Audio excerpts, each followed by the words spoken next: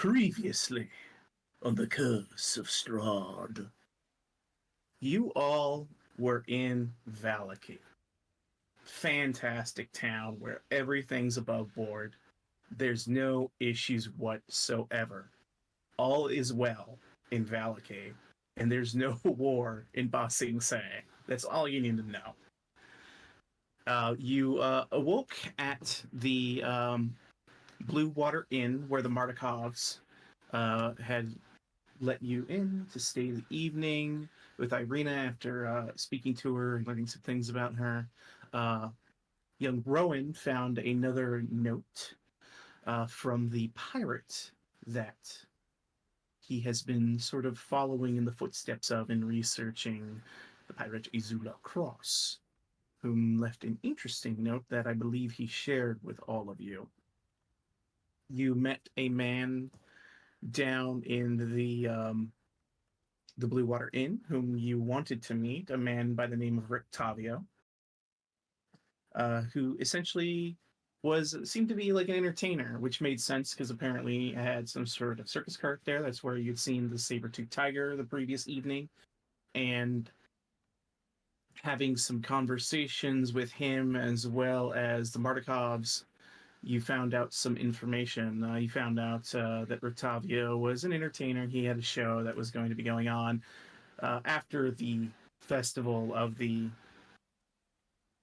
Burning Sun, which is the next festival there in Valaki.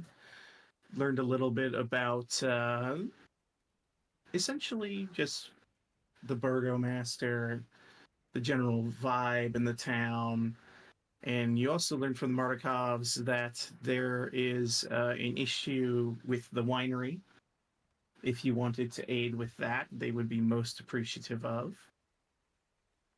From there, you had to decide what to do. And when you were leaving, you ran into Vanessa Volts, who informed you that the lady Fiona Wachter was ready to meet with you all to thank you for all that you did in saving young Vanessa, as well as discuss with you generally some things going on in the town and bend your ear and maybe get some help from you all.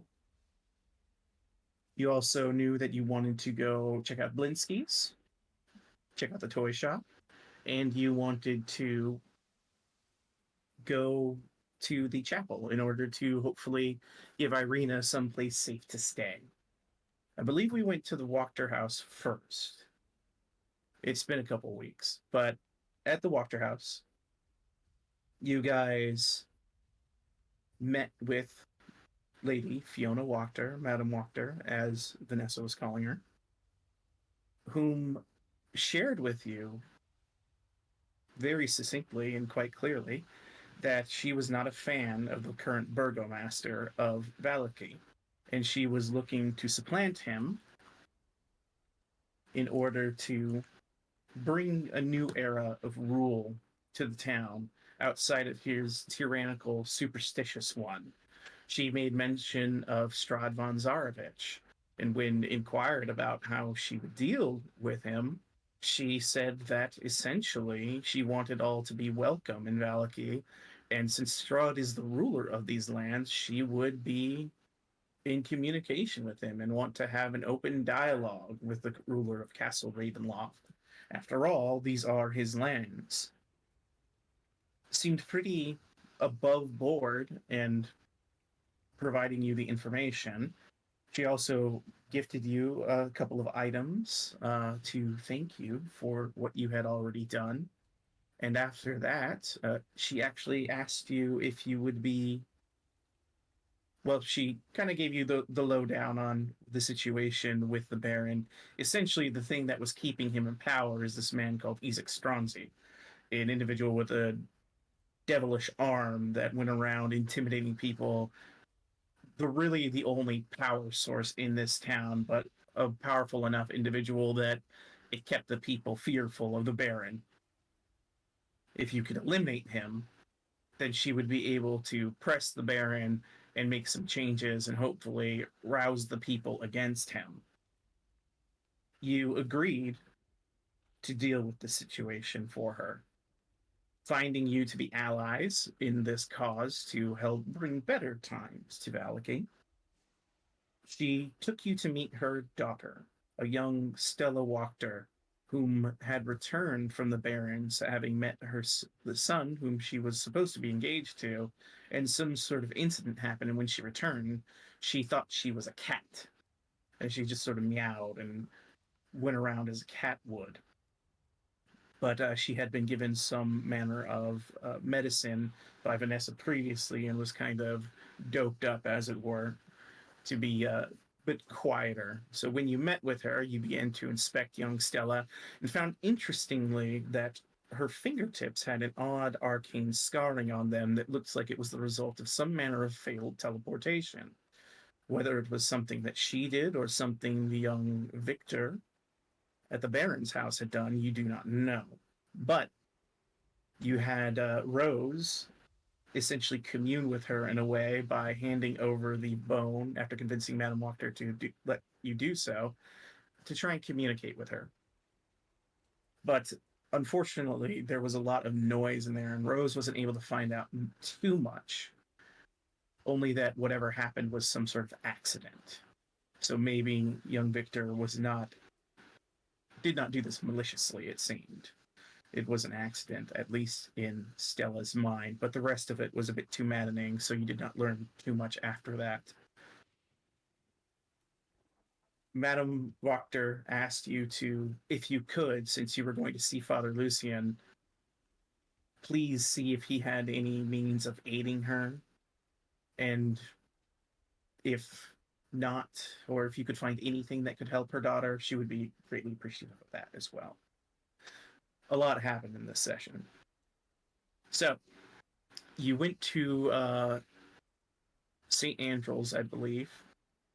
You met with Father Lucian, whom told you that the whole of this town was protected by the bones of St. Andrew, which had gone missing. And as they are missing and no longer in their sanctified space, the town was in danger. He pleaded with you to help him find out who took the bones. He had suspicions that Milvich, his gravekeeper, was the one who maybe had dug them up, but he did not want to approach the situation himself. You also discussed with Father Lucian whether or not he would be amicable to maybe helping with leading the town or getting involved with Lady Wachter. And he kind of, after you convinced him of it, he agreed that his doors are always open, as the Church of St. Andrew has open doors and a sign that says all are welcome. With that, you begin to investigate a little bit. You found that indeed the gravedigger had stolen the bones and handed them off to a man in order to be paid for them, whom was the coffin maker. He gave you all the information he could, and there was nothing else done with him. He was pretty honest. He was just trying to make a buck, and he didn't think the bones were that important. It seemed silly to him. So, with that information, you guys did eventually find your way over to Blinsky's. You met Blinsky as well as his little monkey Piccolo. Learned a little bit of, after bumping into Ezek himself in the street, who seemed to recognize Irina for some reason, which kind of gave you guys a little pause. But when you got into Blinsky's, you spoke to him, basically found out Blinsky was making toys that looked kind of like Irina as well. And when asked about it, he said that Ezek was ordering them, giving him descriptions of a woman, and those were the best approximations he made, and kept giving her more and more, accurate quote unquote descriptions, and he was making them for her. You also warned you about a doll that was in there that looked like a little vampire doll, and you didn't believe him at first that this doll would be up to all sorts of mischief. But when everyone closed their eyes, this little guy started trucking, played a little prank on Ella, tied a little rope around her feet, and she tripped out. Well, almost tripped over. But yeah, Ella looked that doll in the eyes, failed a wisdom save, and God knows what that means for her. But anyway, you guys. I'm in danger. I'm in danger. You guys realize, okay, clock's ticking. We need to go check out this coffin maker's house, find out what's going on. Madame Wachter was working on dealing with Ezek, and you actually found out from her that everything was being arranged. He'll be at the stockyards area. She's managed to isolate him on a patrol. You'll be able to take him out there. But everything was happening that evening. So you need to deal with Ezek, go to the coffin makers, get the bones, return them to the cathedral. A big quest list, all sorts of shit uh, was going off. And he did also tell Madame Wachter that Father Lucien mentioned the Abbot and Kresk, whom he also mentioned for you guys as far as removing curses, things like that, that might be able to aid you. With that information, Madame Wachter did ask you to take Stella, if you could, with you when you left to the Abbot in hopes of curing her. So, plans were set. You're going to take Stella. You're going to deal with Ezek. You're going to go to the coffin makers. You go and you ambushed Ezek in the rain near the stockyards. He didn't see you coming, and what would have been a very difficult fight was rendered rather simple as you cut him down in the muddy roads of Valaki. I would like to interject. Rowan did consider maybe not killing him, but then Rowan was the only one who considered not killing him. Record corrected. But he was cut down, killed, and eventually you heard him say something about a sister in his final breaths, and you feel like you may have done something bad. So, what all people do when they feel like they've done something bad, you hid the evidence by stuffing his body into a box and then moving on to more important things. You went on over to the coffin maker's home. Hey, wait, hold on a second though. I did put whatchamacallit. You did gentle repose. Gentle report him. So yeah, so there is an opportunity. Yes, so there was a moment of oh shit mercy. There was an afterthought. That is true. Whether or not that was beyond the minute range of revivifying, It was. who knows? It was. It was. It 100% was, yes. 100% was. You you guys made your way to the coffin maker's house, and you found that the door had been busted in already. Someone had broken in, and you heard kind of humming on the interior. You found the best word to put it, mutilated body of the coffin maker, and paintings of laughing skulls and blood all over the room, and the humming on the other side of the door. You creaked it open, and it was there that you met Volenta, one of the wives of Strahd. You interacted with her, and it seemed like she almost had a gravity well around her that pooled the blood near her. She's painting in it and having a grand old time, just doing a bit of art. And she informed you that she had an invitation for you all and handed over what seemed to be an invitation to dinner from Lord Strahd von Zarovich. There was so many things you guys had to do, and when you asked, well, there's no time on this invitation, she informed you that you were leaving immediately. Not wanting to provoke her, you agreed to go with her. She ushered you out, and while you were being ushered out, Rowan quickly began to pen some notes. And I have the list right here. Sent one to Father Lucien, giving him a heads up on where the bones went, the coffin makers, and that he was already dead, and and that you were specifically not the ones who killed him. Good note, though he may want to investigate the house. You sent one to Lady Fiona Wachter to let her know that the quote-unquote obstacle was removed. And then one more to Irina, that she's not abandoned, and that MGG will remain by her side to act as a protector, and that you should hopefully return. These notes were sent in a flurry. You were led to a black carriage with two black horses, ushered in, and the carriage thundered off at an unnatural speed towards Castle Ravenloft. And as it finally arrives and the clattering of the wheels on the wood come to a stop, you all find yourselves where you are. The carriage door opens, and you see standing before you not only Volenta, but Rahadin, whom you had met in the graveyard of Barovia not too long ago, flanked by two of these creatures, undead looking. As the carriage door opens, you hear Volenta speak. All right, we're here. And that is where we'll begin. Unless there's anything I'm forgetting from that massive session last time. No. Did you do the part where we scried for That's or was right. that the You previous did. session? That is correct. That was the last session. You did do a scrying on Theobald, and you found him one arm in some sort of prison cell, hard to tell where. And when you revealed that you had this ability, Russ did ask you if the next time you could use it, you would look in on Skeets for him. Yep. I knew I was forgetting something important. Thank you. Okay. All right, but let's go ahead and kick up the appropriate music for this place. Oh, no more rain. Give me chills. Oh, it's still raining. No, I As just, the- I like the sound. It's raining indoors. It's everywhere. Damn it, Strahd. It'll get quieter when you enter.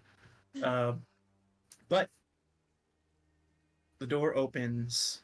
Volenta stands in the rain, smile on her face, and a very officious-looking Rahadin looks in your direction. And I'm actually going to move you guys past the exterior towards a more convenient map for me.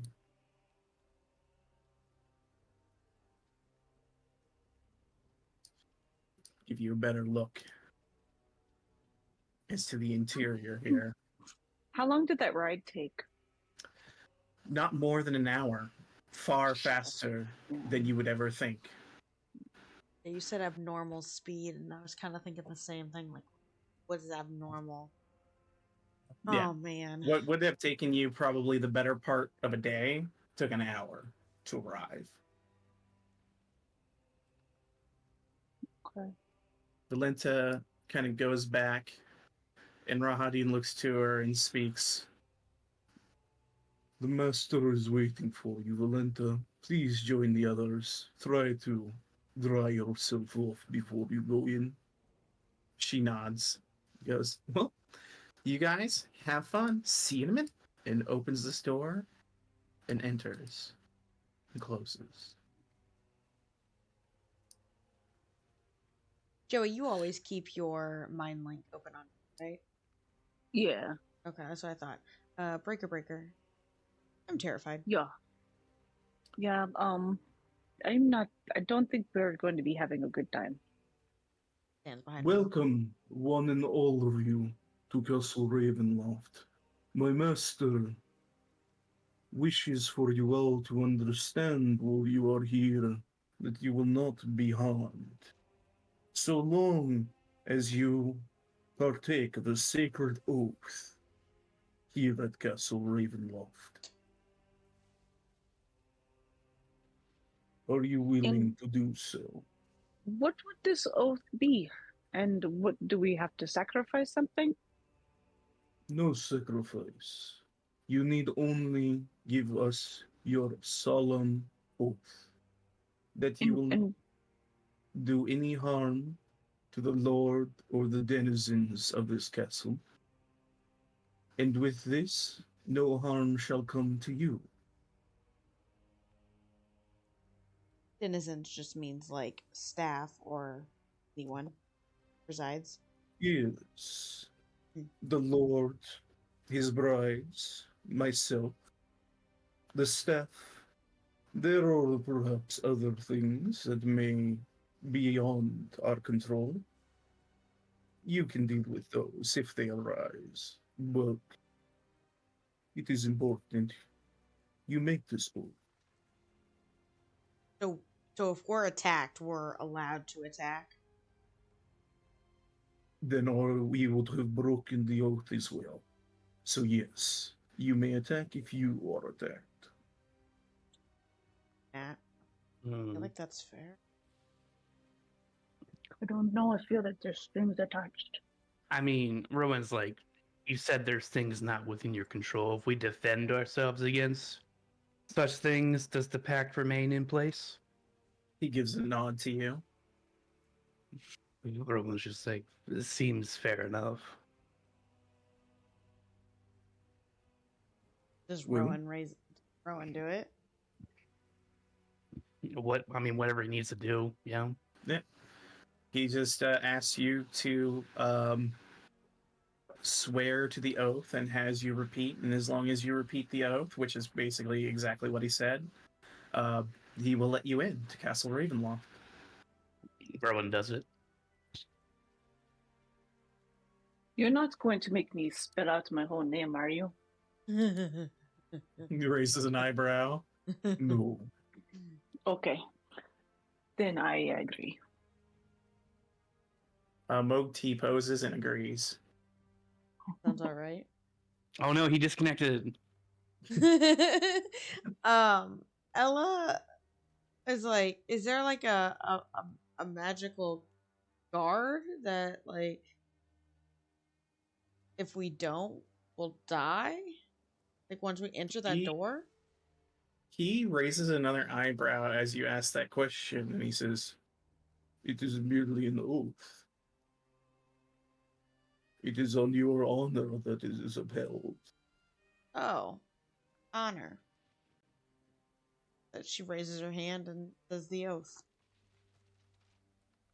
You are not Oh. pledging allegiance. I don't know what to do here. I'm from a poor family, okay?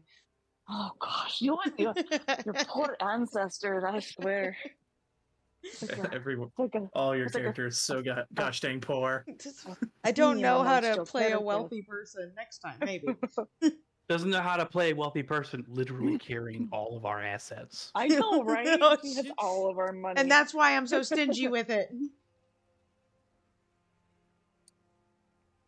All right.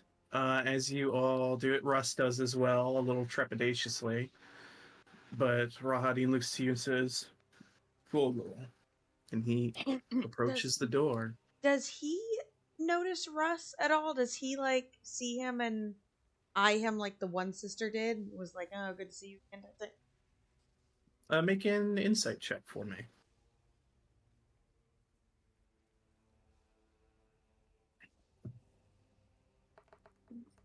Of course. Start out right. If he does recognize Russ, he definitely doesn't seem to give a shit. Okay. Okay. All right. And he'll lead you in, these undead flanking. I'm gonna go last. We'll wait until everyone goes.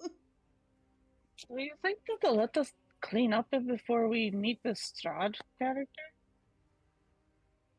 For Russ's sake, I hope so.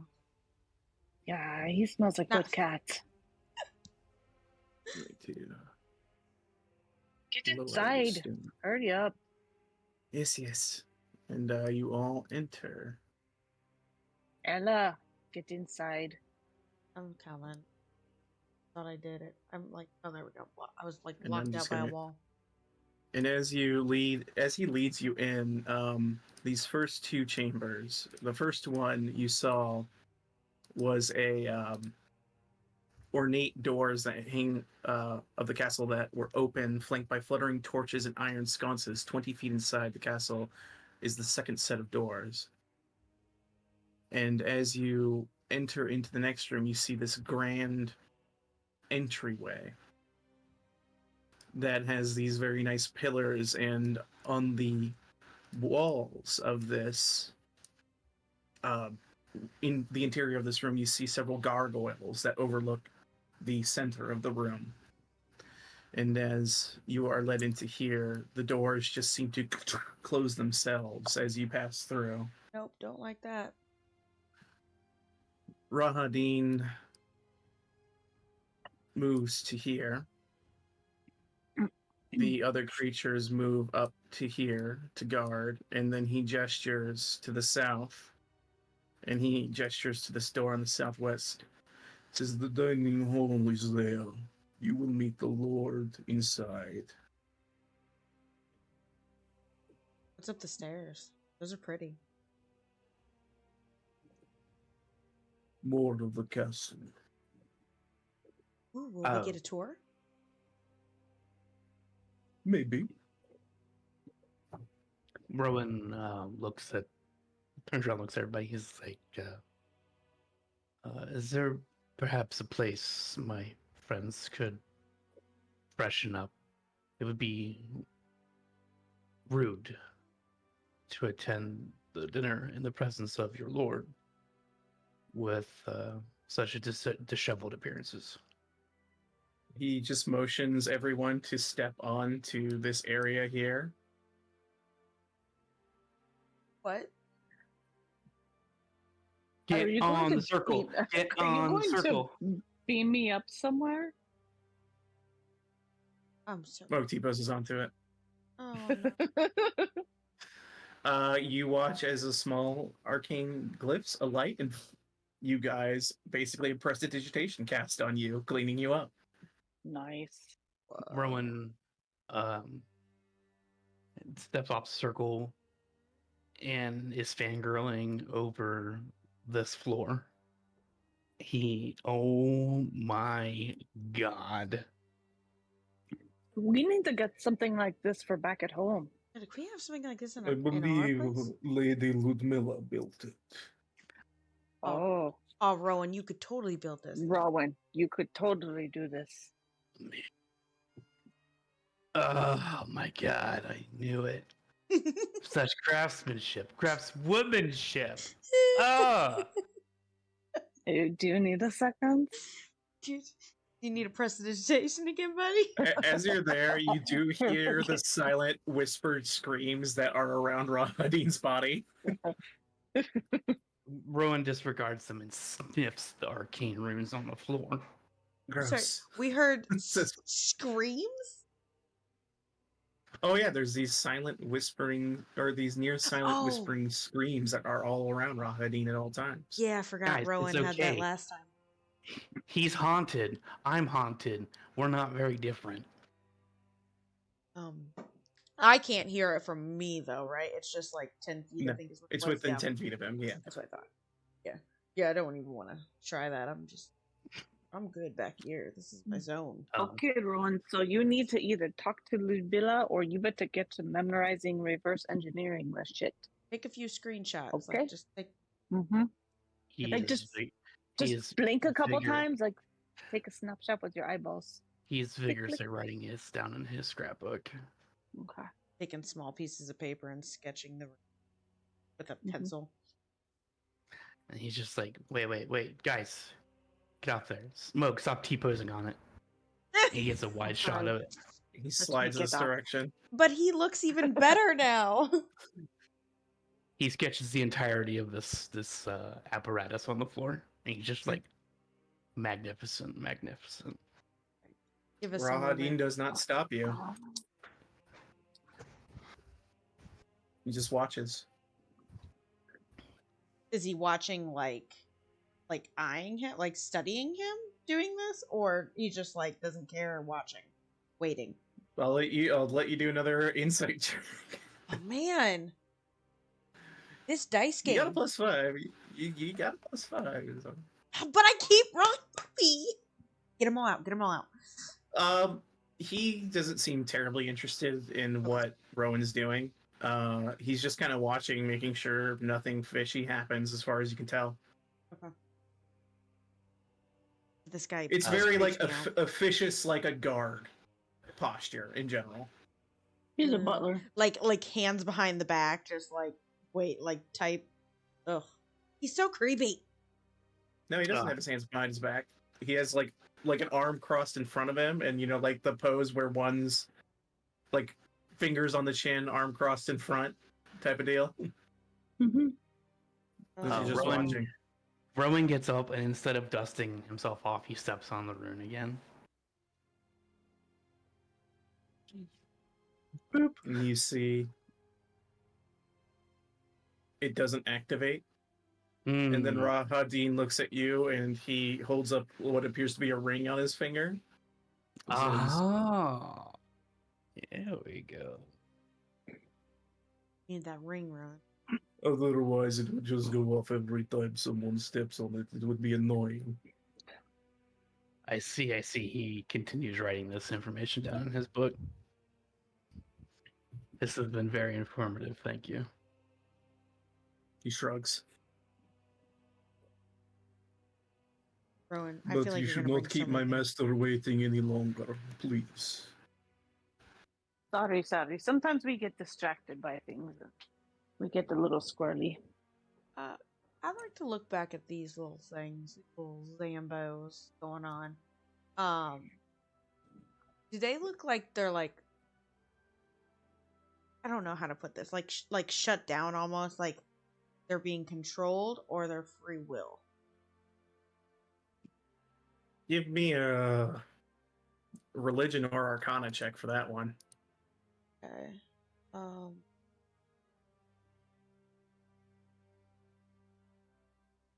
Magic behind this. Magic.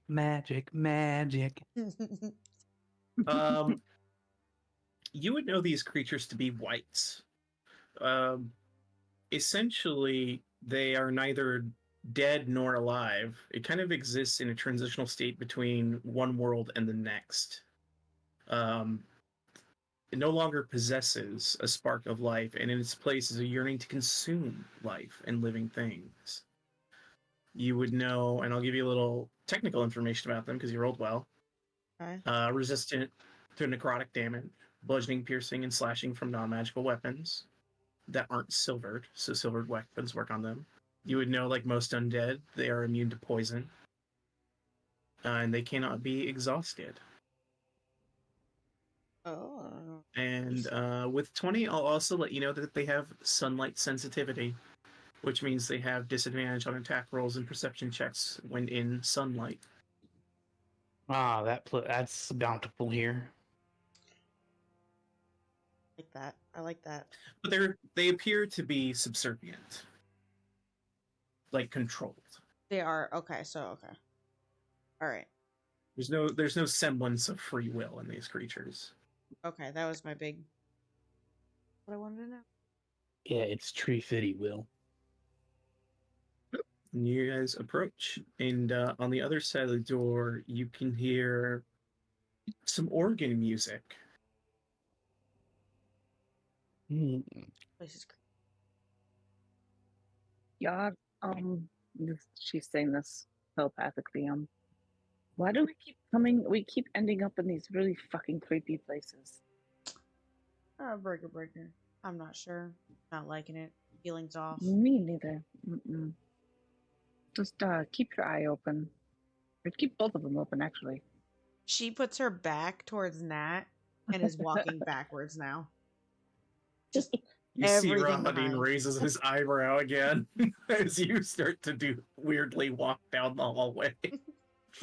She likes to moonwalk. She saw this one guy once dancing with just one glove, and she just ever since then she likes to do that. Eyes on the prize, Rahadin. Eyes on the prize. And she just keeps moonwalking behind Nat. You guys head down this way.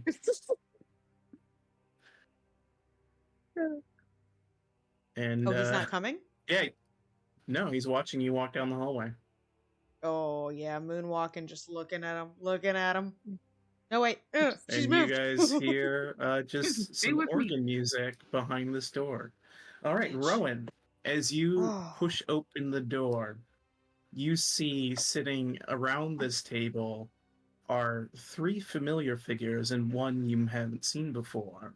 However, the man at the organ, this individual, playing a song as the door finally opens, stops. And he looks over his shoulder and he says, I was wondering how long it would take you to walk through a hallway. Welcome.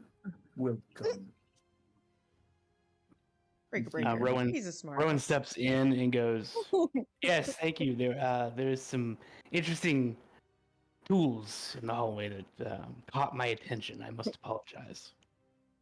That He is looks all around right. the room. He gestures to a seat next to Ludmilla. This seat is for you, my friend, as you share an interest with my dear Ludmilla. Pleasure to meet Oh. you again. Is there assigned seating? As you say that, Ludmilla looks over to Ron and goes, yes, it's quite good to see you. Shame, though, I thought you were going to bring your little automaton this time. Oh yes, we were caught in a bit of a rush, and I had some errands to run, but I didn't want to be rude and be even more late. And Strahd replies to you and says, I had an idea of where you might like to sit, but if you would prefer a different one, I thought you might No. wish to sit next to, and he gestures to this chair next to Rowan, next to this man. Oh, hey, sexy. It's Well, the cup. hey. She sits down right away. She's like, hi. This man looks to you and goes, what was he? He's a kind of British sounding chap.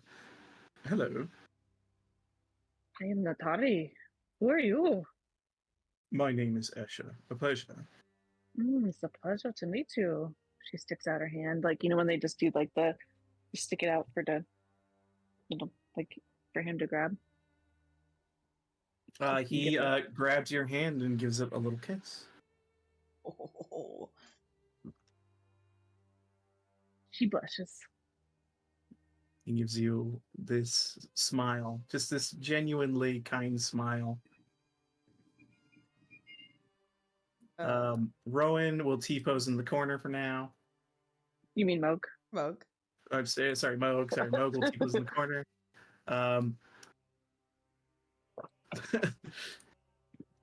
You watch as Russ looks at you and Emma goes, am I going in before you? Yes, you are. Is that what's happening? Yes. My Okay. back still towards the door.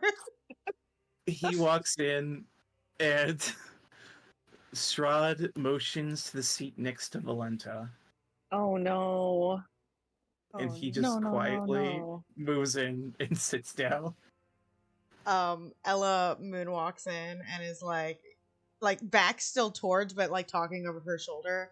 Where'd you think I was gonna sit? But you didn't guess that one.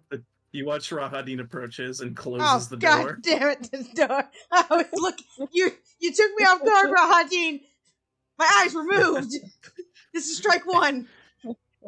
He motions to the seat next to Anastrasya. I sit at the point of the table, sir. There's no chair there. So I guess you didn't guess that because there's no chair here. Cool. I actually, and he looks at your number, must have miscounted how many of you there would be. My apologies. But Russ, our buddy, is new. Yes. A found friend, if you would, yes. A found friend indeed. And Rowan smiles at Russ. It's a very nervous smile back at you.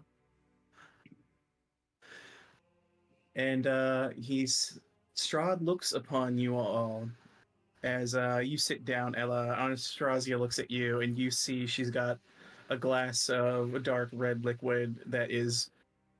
It's actually not a glass. It's like this very heavy made metal cup.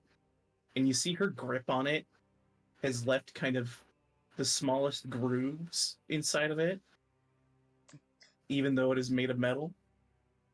Strong lady. Ella winks at her.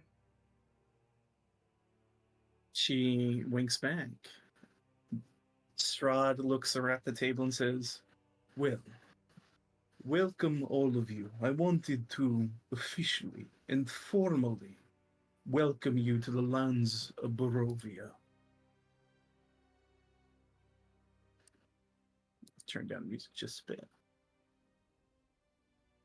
I wanted to meet you all. Normally, I would have met you earlier, but there are many things going on that demanded my attention. But when Ludmilla told me of your arrival in Barovia, I had hoped to have you come shortly after, but when we went to try and find you, you had already left. Fortunately, you ran into Anastasia, who saw you on the way to Valky. So, I figured since Volenta had things to do, I would send her to fetch you. I want to thank you all for accepting my humble invitation. I am, of course, the Lord Strahd von Zarovich. A pleasure. And he gives a little bit of a bow. Oh, some drops over. Do you normally meet all newcomers like this, or are we special? I love to meet new people. It is one of the great joys in my life. After all, it is not often that we get visitors to our realm. I'm sure you can imagine why. And he gives a bit of a smile.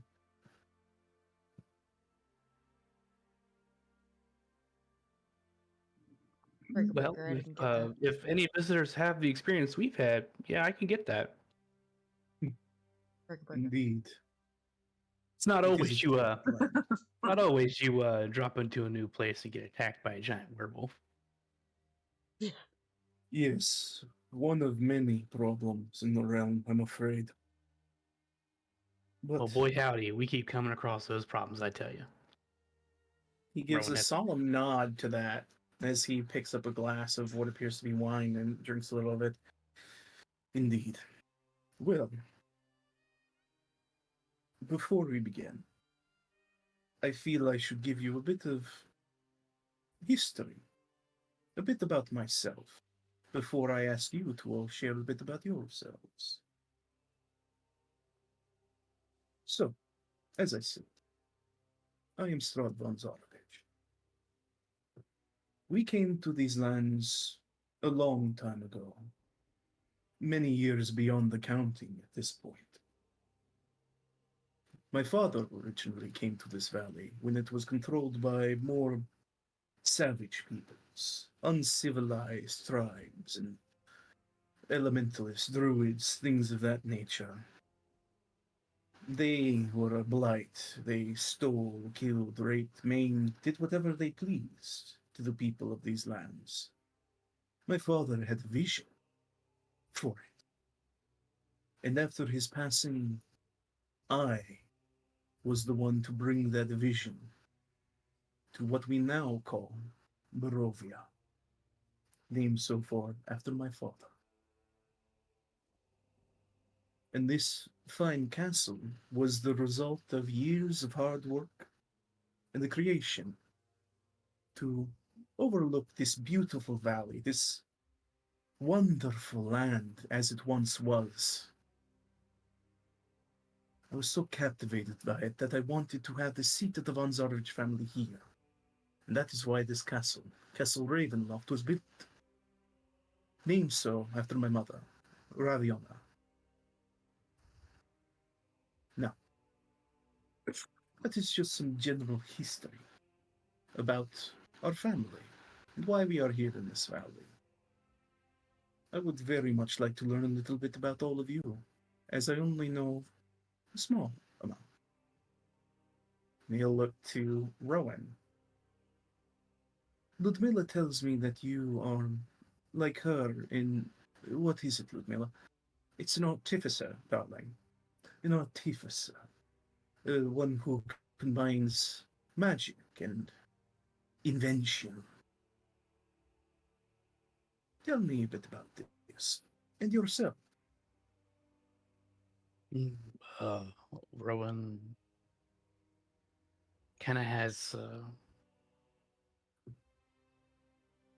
not a blank stare, but more like one of those trying to tell things about himself, but he's never thought of himself as interesting. He's always dug into stories and books because he finds everything else more interesting. But he's just like, I am someone that seeks knowledge. Through that through that journey, through pen and paper, I have picked up a thing or two here and there, learned a bit of magic or two, and learned how to apply that to constructions, creations. Uh, Soon, I hope to be as proficient in it as Ludmilla, as I've already seen some of her works. I'm sorry I could not share my own, but I had to have it run some errands before we departed. Interesting, interesting. And tell me, what is your greatest ambition?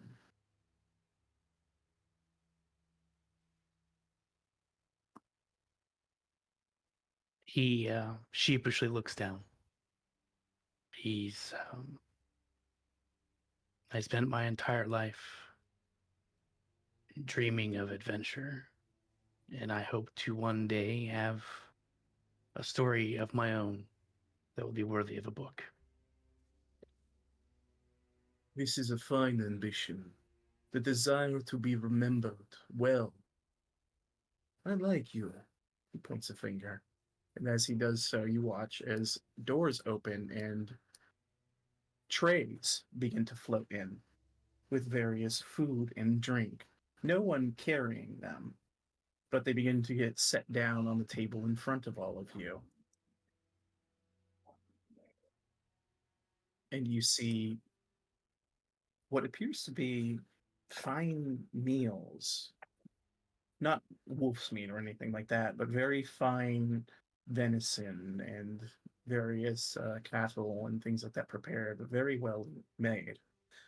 All to the appetites of each and every one of you. Almost like a menu selected specifically for you. As they are set down, and for you, Roman, you see a goblet is placed with this bubbling liquid in it that gives off this kind of mist off the top of it. And it is an enticing smell to it. I'll say, as the food was coming in, Ruin does what he normally does when food is being served. Is he just kind of feigns interest and just kind of tries to look like he's going to enjoy it until this thing is put in front of him, and he's just like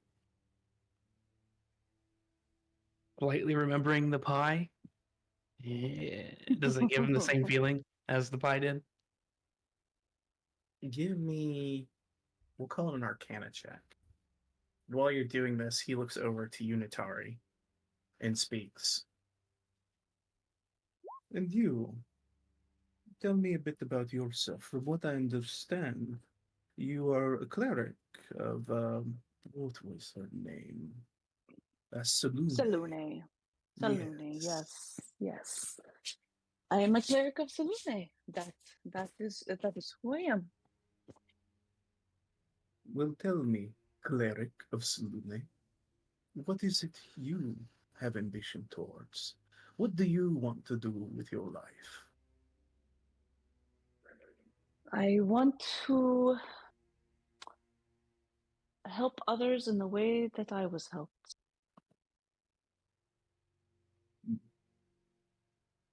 Charity is an Charity. important thing. It is important to help those that you can when you can.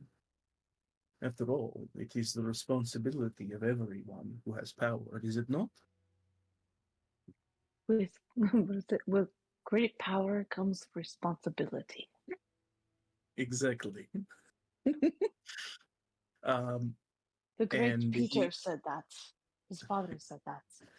I remember Uncle Ben. Uncle Ben, he's so great. But as they're having this conversation, Rowan, you look at this drink, and insofar as it will sate your appetite, you pick that up. But it's different. This isn't something made of sweet dreams. It's got like a sour feel to it, almost like it's coalesced nightmare.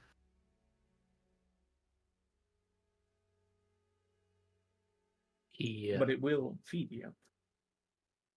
He picks up the glass, kind of just like a half-hearted, half smile, and then raises it to Strahd. Many thanks. and he starts drinking it. Kind of like Raises his glass back. he in the back of Rowan's mind, he's drinking. Oh God, I hope this doesn't do anything bad. But I am starving. Yeah. I was gonna say you probably at this point are starting to feel the hunger pretty badly. And especially since you haven't eaten any of the pies. But That nobody knows about except for me.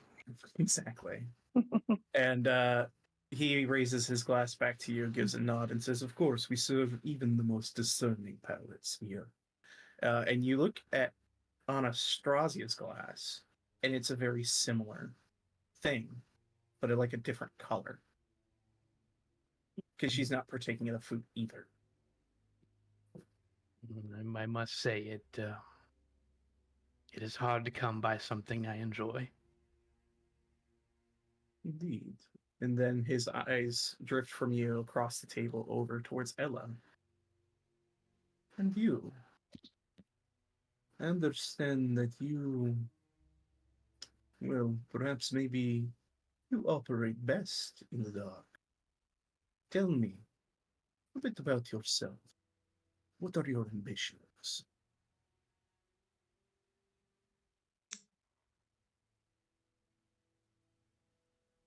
Ella's been kind of like eyeing him since he brought up the werewolves. Could say justice. Your ambition is justice.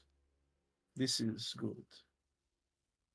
Law and order, these are things that are important. It is why my family brought rulership to this valley originally. It was to bring justice and order.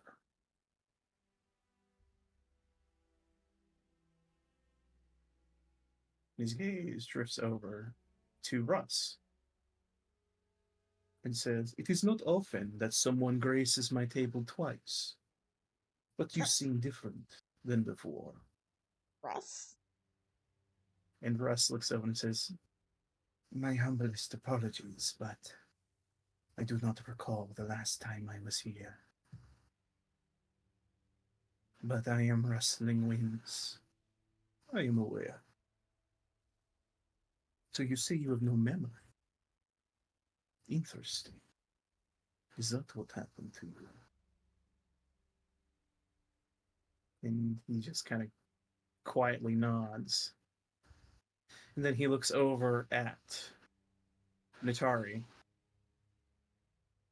"And it seems darkness has touched you as well, young cleric." Yes, there was that house. I know you probably know about that house. Indeed, a Yes. rather terrible blight upon this fair valley. It appears in random places and unfortunately lures in those who are not aware of its dangers. It should have a warning sign on the outside, like, no, don't go inside. You will die. You'll probably die, or you'll get really, really, really close. Ludmilla pipes up and says, "We tried to put one on it, but it disappeared with the house last time, and then when the house reappeared, it was gone. It seems like anything you put on it just goes away." Hmm. Very unfortunate. Yes, unfortunately, signage doesn't work on the house. Hmm. What if you Maybe there brand should it? just be a when you'll have a welcome to Balrovia sign, it says watch out for the house. Oh, that's right. We never saw the sign because we got attacked. He looks at Ludmilla after you make that suggestion, and then he says, "Maybe we could put some sort of sign like that. Beware of random houses." And she nods at him. Like, we could probably do that. I mean, it would be a good warning. Hopefully they could see it, but apparently they got attacked at the gates. The beast of False Woods is getting hungrier and hungrier. Ugh. And she drinks once again. You could brand the house. Burn it. Again, signage doesn't work. I don't think branding it would either. What about the beast? Is there anything you can do about that? He kind of leans over and he says, "Well, I have been trying to track down this beast, but have been unable to do so. I put Anastrasya on this matter. What have you found out, Anastrasya?" And she kind of looks up and smiles, like this very genuine smile at him when he speaks to her. And she goes, "Well, I've been having my little werewolves comb the forest to see if they could find it, and they haven't been able to so far. It seems rather elusive. Uh, and I think it has taken in some of the werewolves to its side, from what I can tell." As her grip tightens a little bit on the drink, he says, "Yes, many troubles, all of them hard to track down. There are only so many of us." I'm glad that you just brought that up, actually, because that's where I'm having a hard time putting together this. Because I watched your dear wife as I I don't touch her, but I gesture over towards her, hovering my hand by her, had werewolves next to her. So is there like a gang war going on here?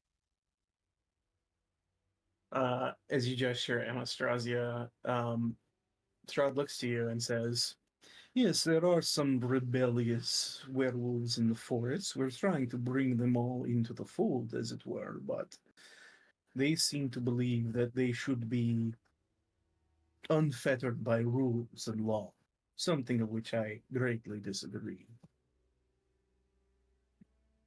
But we have equipped ourselves to deal with them." As you look around and you see the silver claws on Austrasia, you see at Ludmilla's side is a silvered rapier. Of course, there is the silvered sight that Volenta has set off to the side. And even at Escher's hilt, there is a silver dagger. It says, "So, if we run into them and they're a problem, we deal with them. But those who are willing to follow rule and law, they are much citizens of Barovia as anyone else."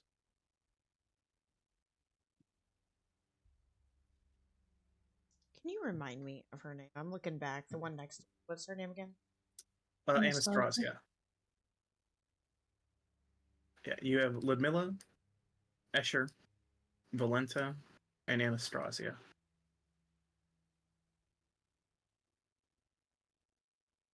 Um, And as you guys are discussing, you just hear some giggling coming from Volenta for a second. And then she stops when Strahd looks in her direction and raises an eyebrow. I notice that and I look at her and raise my eyebrow.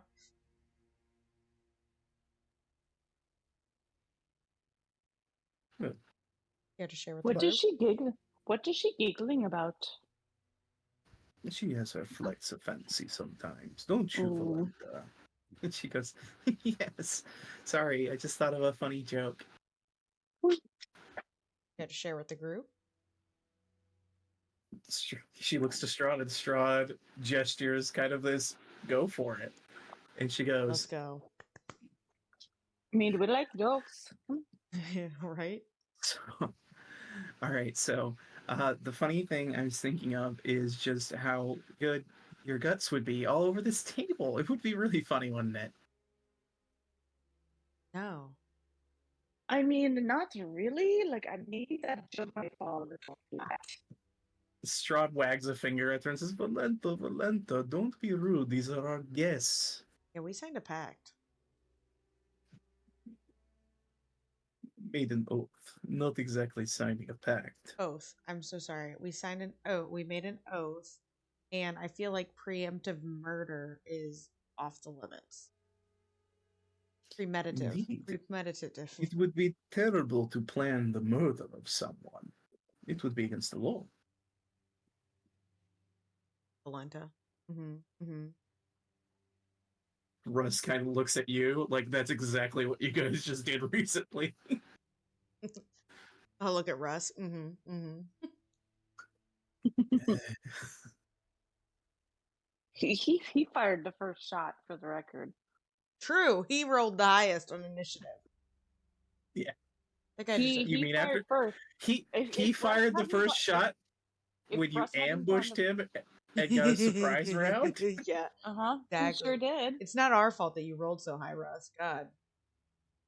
And we also Oh, feel yeah. bad about that. So. You all I- told him it was the plan. Anyway, moving on. Rowan, I'm as everyone's talking, saying.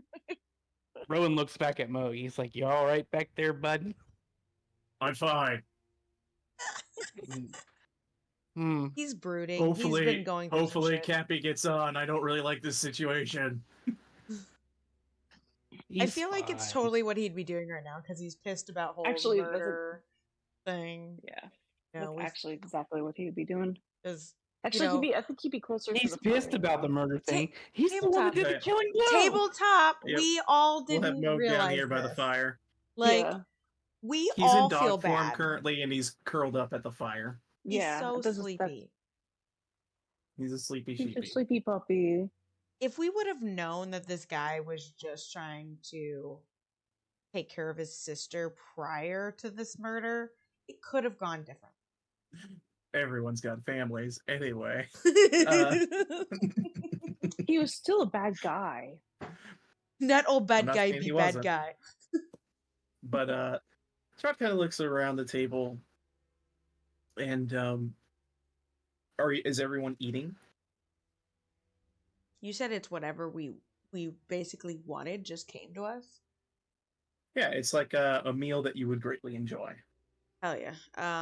Ella waited for a little bit to try and be like nice, like not just like scarf down. But yeah, she's got her fork and she's like eating. She basically she's scanning the room. Can I actually make like a perception about the room or something? Yeah, go for it. Anything interesting in here? Just Anyone who'd like to may, if you're all kind of keeping eyes, just looking around.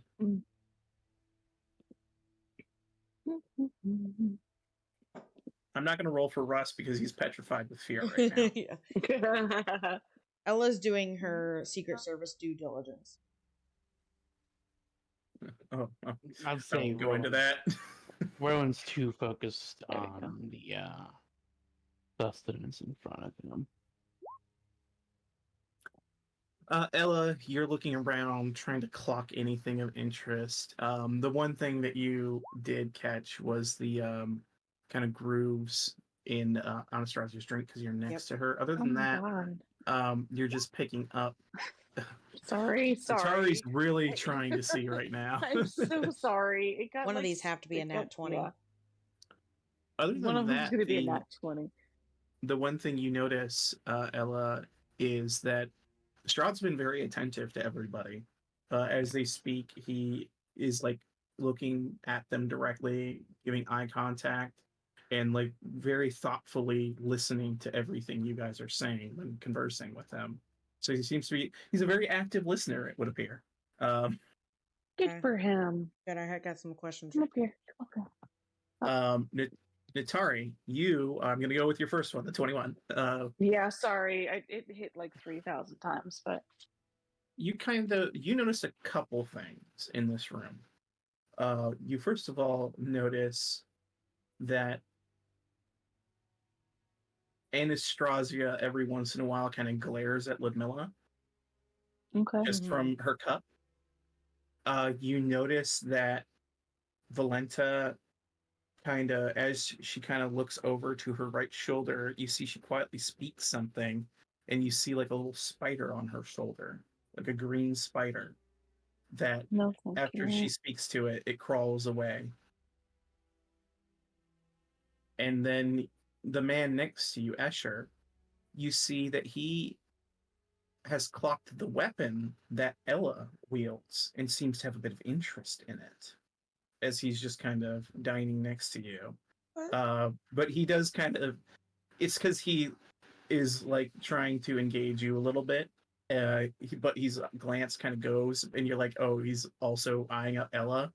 But no, his gaze goes towards her weapon and not her. Those are the things you pick up on. And and with Ludmilla, she just seems to be listening to conversation as well as Strahd in a very similar fashion, listening to everyone speak and kind of like making mental notes as she drinks and eats. Us artificers are the civilized people. Natari has a giant like bowl of like a almost like a clam chowder type stew, like in front of her, and she's just like very elegantly eating at it, and she sees Escher looking at the at Ella's weapon, and she's like, "Do you fancy yourself a swordsman? I Oh, saw you with your weapon earlier, and I thought, I wonder if he's a swordsman."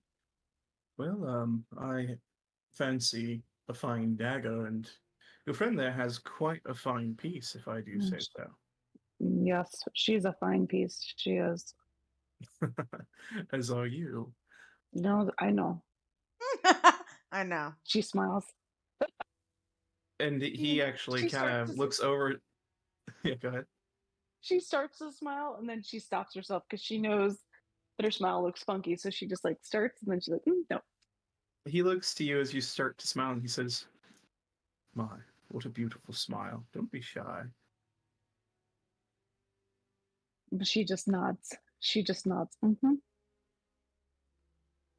Um, and then he'll briefly look over Ella's direction and say, "Would you mind if I took a look at that weapon?"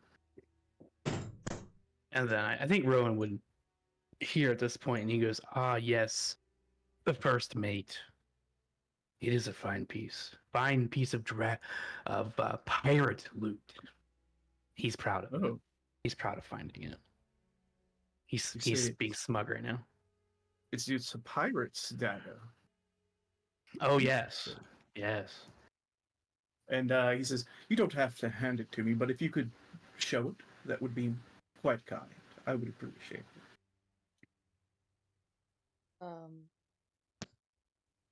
Is he being creepy while asking this? Give me an insight check. Almost like a Are you crack. creeped out? No, like a crack at it going, "You got any more of those daggers?" type thing. You look at this man. He's giving off a vibe of he's extremely interested. Like he likes But not daggers. obsessed. He's very interested in your dagger. Okay. Yeah, it's not like a "give it to me, my precious" Okay, type of that's- deal. It's yeah. like, oh, that's a really interesting piece. And yeah, I would like to see it. I kind of like look over at Strahd. I know he's being insightful to everyone, and as I pull it out, I kind of want to clock what he's doing, and I like hold it up for Esther, right? Esther? Escher. Escher. Yeah, like MC Escher, the painter. Okay. Yeah, I hold it up for Escher, and I kind of like look over at Strahd. As you hold it up, Strahd just kind of looks at the weapon as well with interest. And you show it to Escher, and he goes, "A fine piece indeed. And you say it's pirate's dagger. Where did you find it?" Oh, Buried Rowan. treasure. Buried treasure, my friend. Yeah, It was buried. the chest ate me. Behind like 20 traps. I tell you. Did you disarm them? What happened? Most of them, yes. One of them, no. The last one, also no. You see, he laughs. If he looks at Ella, Ella's like full on just like grimacing, like okay. A Oh, so I see majority that of one them got were you. disarmed. On Just my not all of them. body. I tell you, before I came to Barovia, I have been reading up. I found excerpts from a diary of a pirate, and wouldn't you know it, I found more of those pages here in Barovia, and it's just been a journey so far. Well, it seems like you're on quite the treasure hunt, young lad. I tell you, there's a mystery afoot, and I intend to solve it. Do you? Fascinating. The mystery of where did this person go? Who knows? Well, if they came here, I don't know if they made it. He drinks. Well, they made it Yeah. here at least. Do you remember the name of this person? I Oh, don't know if I've ever met them. ba ba ba ba ba. God, I wrote this down somewhere. I know it's. Oh, I read it down. I have it. I just can't remember off the top of my head. It's Azula Cross, isn't it? Yes. Yeah. And is everyone's attention focused on Strahd as he's asking this? Yeah, Or I've is been anyone staring else's at attention Strahd. somewhere else? Staring right at Strahd Uh, ever since I pulled out my dagger. Natari is watching like Escher and Strahd, like kind of like bouncing back between the two of them. Okay, give me an insight check, Natari. Me too. No, because you're focused on Strahd. Oh, This has to do with Escher and not Strahd. Esther. Could we go back to like one of my 30 perceptions that I had before? Can I use that, DM? The good rule, please. Number 2. Yeah, the back and forth, Natari, you kind of lose the thread for a moment, so you're not able to clock anything on Escher. But so Rowan, you speak the name? Yes, he's like an inquisitive Azula Cross, I believe. Oh, yes. I remember crossing paths with her. Oh, Yes, that was she a had good one. That was a good one. Thank you. I try. I like to Yeah. keep it light at the dinner table. Mm. But yes, I remember this woman. She came with several others. They were a bunch, I tell you, but it was some time ago. Who Like a did she come lifetime with? ago, it feels like. There was another one similar to your friend there. He gestures at Ella. There was a very strong-looking lad, large physique, human fellow. I remember there being, they also had the cleric, funnily enough, of Selune in their midst. Ella tightens up. But that was almost a lifetime ago. The play has gone on and on again since then. He drinks. What happened to those people? I don't exactly recall. No, if it was a lifetime ago, I'd imagine they grew old and got eaten by a werewolf, probably. Who knows? If they grew old, that is good for them. But please, and you watch as the doors open up and a second course comes into the room for you guys. Again, on these floating plates and platters that have nothing under them that you can tell, but you feel some sort of presence as things are placed out for you, and the old trays and plates and things that are finished begin to get swept up and moved out. And then the door closes. Is this magic or is there spirits hanging around Mr. Strahd? I would probably say both, but particularly what is bringing the food in and out, it is a simple arcana known as the unseen servant. It is something that many magic practitioners can do. Ah, I see. Don't. Yes, That's why they are on the scene. they are good at menial tasks and not much else, but delivering food for my guests is useful. Yeah.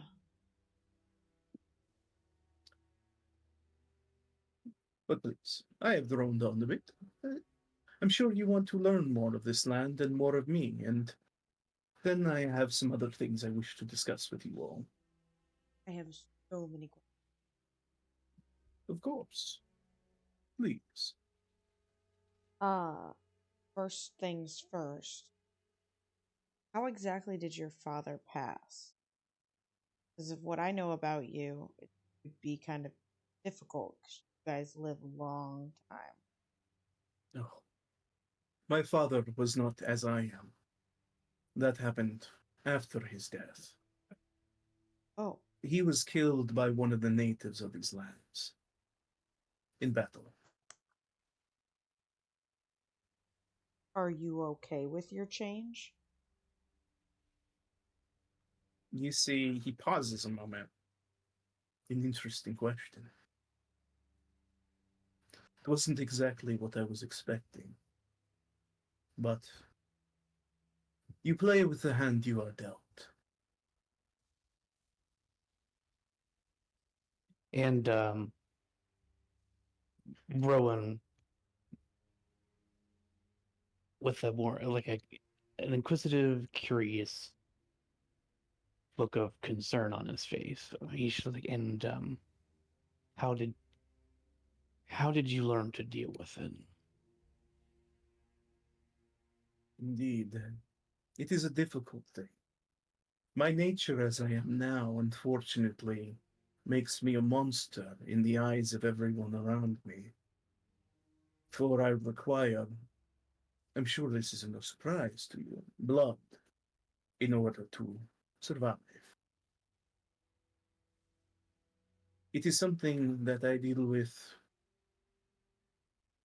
every day in a way that I guess I have grown accustomed to it over these many centuries.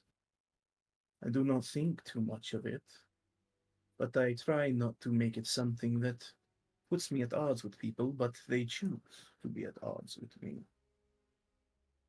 I am not abducting their children in the night, ferrying them away to take their blood and kill them. This is not what I do. I have willing individuals who supply me with what I need. So, the way I deal with it, young lad, is through the gracious support of many, many people. Those who are willing to see beyond what I have become and at who I am. Mm. You see,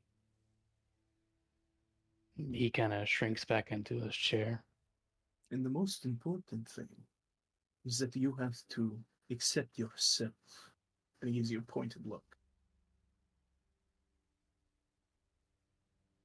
He his chin's face down, and he kind of looks up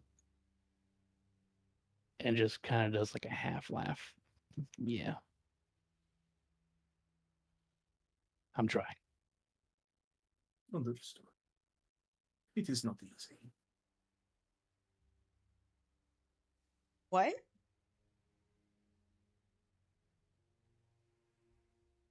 What? What? Ella's gaze has left Strahd and is now staring at Rowan with her mouth open. What are you dealing with? The same thing I've been dealing with ever since you've known me. Batman glare. He drinks his goop. Your goop's not red, is it? My goop is purple and is cat flavored. Is Cap flavored? I knew it. We're drawing Cap's blood. As Moog kind of finally comes out of animal form, kind of observing this whole situation, he finally comes to the table. And before you can ask any more questions at this point, Strahd does want to address Moog and say, at long last, my druidic friend, I wish to bid you welcome to this realm and ask you, tell me a little bit about yourself. All of your friends already have. And tell me, what ambition do you have? honestly, Mo goes a little bit into his backstory with the druidic cult that cursed him with his spores, and goes a little bit into our experience with the hag, which helped him shed his spores, I guess. The death that he went through in order to become who he is and more now. He explains that his ambition is to help, at least help in any way that he can. Really, Moog is not a super ambitious guy. He's not motivated by wealth or anything like that. He just kind of wants to keep the peace. And I guess he would explain that he wishes to help this land, maybe cure this land of any corruption that plagues it. Yeah, as you kind of explain all this to him, he's very quietly listening, and you see anyone with the passive insight sees a very like serious look of thought as Rowan is, or as Moog is speaking to him. And when Moog finishes, Strahd looks to you and says, "You are a stalwart heart, an honorable man, a needed thing in these lands. I too wish to free it of curses and blights. You seem to be interested in dealing with druids and their corruption. After we talk of some things, I have something I think that you keenly would like to help with that we can discuss. For there is a terrible blight in these lands that need to be dealt with." Mo gives him an affirmative nod and like kind of a respectful. Yeah, he respects the dude across the table from him. That's all. Yeah. And just so you know, basically you're being fed meals that are something you personally would really like it was prepared for your palate, essentially. So yes, seemingly some foreknowledge of what you would like. Yeah, so Moog is gobbling up some steak and potatoes and some red wine like it's nobody's business. Also, And, while Moog was talking, I would say because of Rowan's PTSD with his death, he kind of blocked out the hags. But now that Moog brought it up, he's like, speaking of hags, are you aware of the hag infestation that you have? I have heard rumor of it. You can confirm this? Yeah, they straight up killed him. I watched it happen. They live in Yeah. that windmill at the end of your road, basically. And they abduct children to make pies out of. But this is terrible. And as you say that, you see Volenta looks in your direction and says, "They what?" Yeah, Rowan finally remembers that he has pies in his bag. Yeah, so they threatened me to deliver these, but I'll let you guys do what you need to with them. He pulls out his sack with pies in them. These pies are made of children. This is I was fed one when we first arrived in Barovia, and it satisfied my hunger, which I thought was odd. And I had to figure out why, and we ended up finding out that they were hags. Oh my god. It just as- hit me.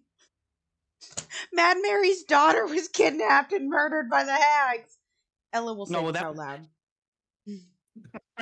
loud. As you explain this, Rowan, you watch as Valenta, who's kind of also eating like a very bloody steak with near Moog. She takes the steak knife and like jams it into the table and looks with this kind of furious look on her face towards Strahd, and she says, "Let me cut them up. I'll kill all of them." And he says, "Calm yourself, Valenta. Calm yourself. This is something." No, I think it's a good idea. She should cut them up. I will help with this. I give you the thumbs up emoji. Moog is like nodding with steak in his mouth. This is something that can be dealt with. Thank you for the information, Volenta. We will deal with it. And you see her kind of aggressive stance. Like she's like over the table, you know, like kind of like that I'm ready to go. Put me in, boss. I'm ready to play. Yeah. And she loosens the grip on the steak knife and then sits back down and says, yes, of course, sorry. I will eventually, yes, we will deal with that. Indeed. Just so you have the information, she poses as a woman named Morgantha that sells pies in town. Understood. I would like to help Understood. Volenta when mission goes live. Well, we will gather more information as to the nature of these hags and exactly what type they are, as it is very difficult to kill some types of hags. We will need to discern their nature. Once we do, I'm sure we could aid you in dealing with them. I'm sure Volenta would be happy to do so, it seems. She smiles. By the way, do you have somewhere I could maybe dispose of these pies? He gestures to the fireplace. Burn them. Rowan will go around this way, bloop, and he burns the pies. You throw them in. Do they smell good burning? To Rowan, they do. Rowan. Oh, yeah. To everyone else, it's not great. Because Okay. it's, burning pie. True. But as they burn, if anyone's paying attention to him, you can see like a tiny, like a breath of satisfaction on his face as he enjoys the scent, and then he shakes his head, and walks away. Say Joan, or if Rowan was about to jump in there. No. He's not addicted no more. He ain't no crack fiend. Mm-hmm. Just He enjoy. scratches his hand or his forearms. No crap. He's got goop now. It's fine. It is a terrible thing to do what these hags have done. I thank you for informing us of all of this.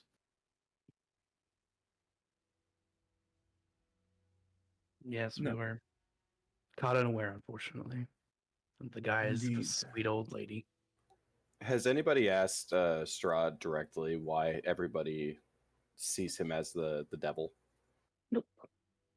He He kind of. answered that, yeah. Yeah. Said it was. People just think of vampire and think of bad, and I was gonna make the point of where he said, everyone thinks I'm stealing children. Well, it's clearly the hags. Like the hags are the ones stealing the people are children. just blaming him for all the shit that. Yeah, exactly. So, like, my course, point being, Strahd. like, another reason to kill the hags is because This they're basically this is the curse of dirtying your name. Strahd. Yeah, it makes sense. He's Mhm. not the cursed. He is cursed. Poor guy. Oh, Tardy is just like, I know I'm backtracking just a little bit, but how did you exactly become a vampire? It is a sordid tale, and a sad one. The short version of it is love. Love. Love Yes. makes you a vampire? I better not love nobody. Better get away from that boy toy. That's But not love, it's lust. Oh, okay. Yes, indeed. Those are very different things. No.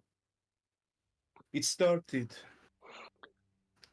when, shortly after my father passed away. I so loved this valley and its people, the people of Barovia.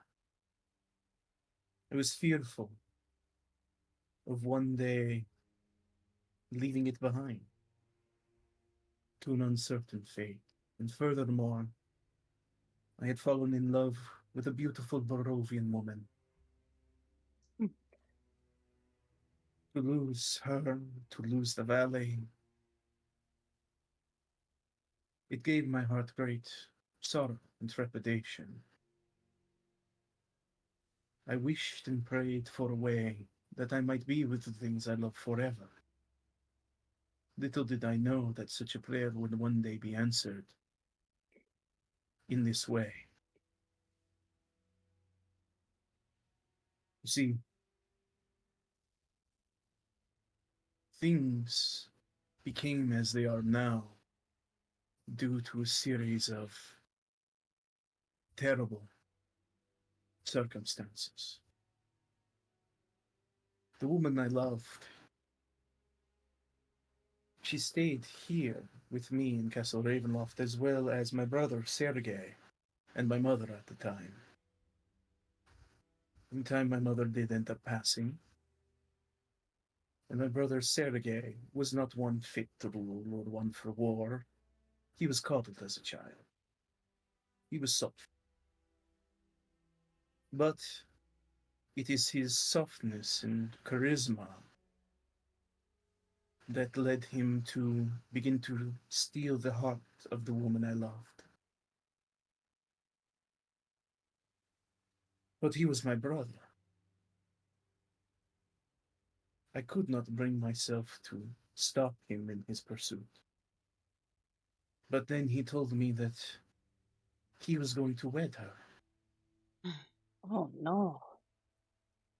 So I challenged him to an honorable combat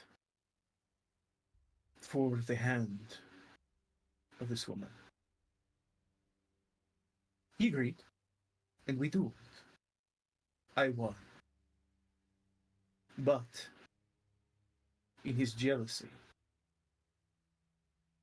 he attempted to stab me in the back, to murder me. And I was forced to defend myself. I killed my brother that day. You see a look of sorrow on his face. And then my beloved was so stricken by what had become of it all. I went to reason with her, console her, told her there was nothing I could do.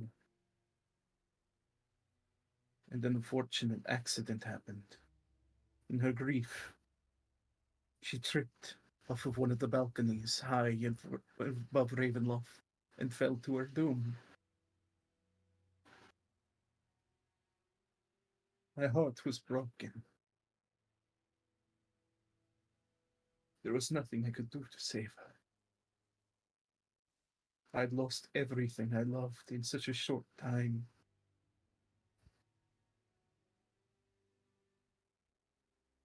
The guards, loyal to Sergei, believed that I had murdered him.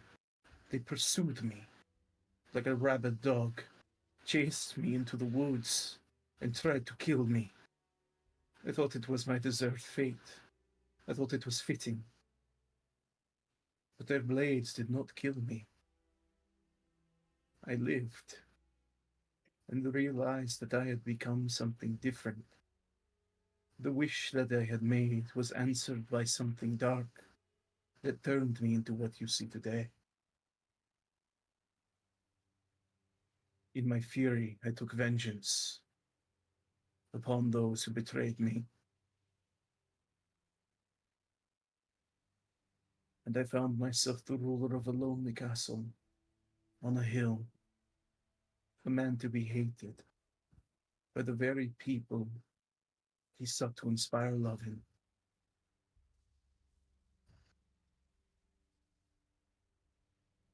But in time, and he looks over to Ludmilla, Anastrasya, Escher, and Volenta, I found kindred spirits. People who understood me for who I am. People who wanted to join me in a new family. But the hearts of the people still remained sour. They still blame me for all of this, for it was the day that whatever made me what I am, it was that day that we were taken into this realm. For it is not just I who am prisoner here, but all of the peoples of Barovia. We are trapped here because the dark machinations of the powers that lie in this land.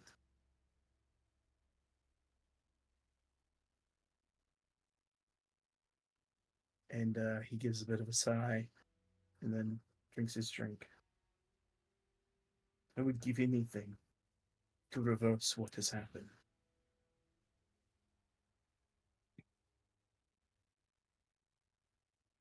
What did your love look like? Did she have a name? You've probably met her.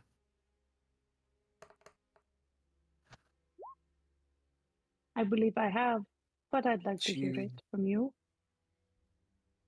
you see, her name now is Irina Kolyana.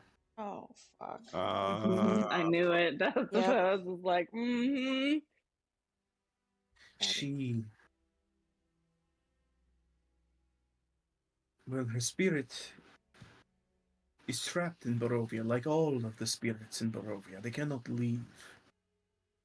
And the cruel curse of my life is that she is to be reborn again and again. And each time I am close to finding the joy with her that I wanted, the dark powers of these lands rip her away from me. She always dies and is born again, and I am always the fool that seeks her out to watch the tragedy to unfold again and again, believing, hopefully, that one day it will cease.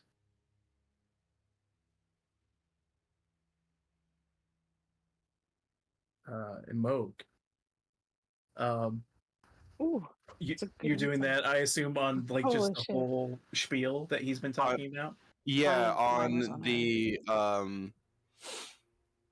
essentially like what he was talking about with Irina and everything that's been going on here, because he kind of started seeing like when we asked about how he became a vampire and everything, that I don't know, the tone shifted a little bit, I guess. Yeah, with a natural 20 insight, you surmise that this man does very well believe that he, as well as the people of Barovia, are victims of a curse. A curse that he truly believes is inflicted upon them unfairly, and he would do anything to be rid of it. However, there are certain things to his story that don't seem entirely true. It seems that he did indeed fight with his brother, and he did kill his brother, but there's parts of that story that don't seem to add up to you. Yeah. It seemed weird. You also know that though he does seem to deeply care for the others at this table, he truly loves this one person the most. That is now Irina. Like, he does care about his wives and Escher, it would seem, but it is secondary to his true love type of deal. I would say the other thing you pick up on is that this is a story he has told many times. As it's Gotcha. very well crafted. He is well versed. But there are things that kind of bug you. Mostly the things deal with Sergei, but his true belief and intention seems to be what he's laying out there.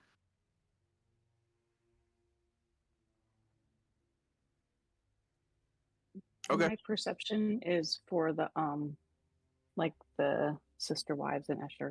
Just want to see like what are their reactions to his story. What's your bonus to insight? Because it'd be more an insight roll. Okay. I'll give you the roll. We'll just add your insight modifier. It's +4. So 2 less, so 15 then. Yeah. you look around and um, they all seem to regard the story. They're probably well aware of it. So, they're Escher's nodding along with it with a very sympathetic look. He seems to have the most sympathetic look of all of them. Anastrasya is just captivated by Strahd in general, from what you can tell. Ludmilla Fangirl. Ludmilla is just kind of listening to it, and there's a little bit of an eye roll at the story because she's heard it a million times. Um, and Volenta is not focused on what's going on here at all. She's like really thinking about something else. Yeah. Hags. Fucking hags. There is a bloodlust in the background of that character that you pick up on. Rowan will not do it, Shaggy. He has become captivated by Strahd. And is just listening intently. That brings me, now that you mention it, to the things that I wish to discuss with you all. This land has a great many walls. I will, of course, allow you to ask some more questions after I make my inquiry here, but I have many concerns. As you can tell, there is only so much we can do and so much that we know about what is happening. You all seem to be very capable, especially if you have come this far. So, I need help to do something, well, that I believe, and Ludmilla believes, will finally break this ridiculous curse and free Barovia from its entrapment. Finally, guys, this is why we started this campaign, to break the curse of Strahd. And Strahd looks over to Ludmilla, if you would please. She goes, of course. As she's finally chimes back into the conversation, happy to talk about her deal. She's like, finally. Finally, Finally. she says, so, what I believe is possible is plane shifting the entire valley out of this plane that we are currently in. But to do that, we're going to need some arcane foci of extreme power. Okay. Can I make an Arcana check to understand plane shifting? Yeah, go ahead.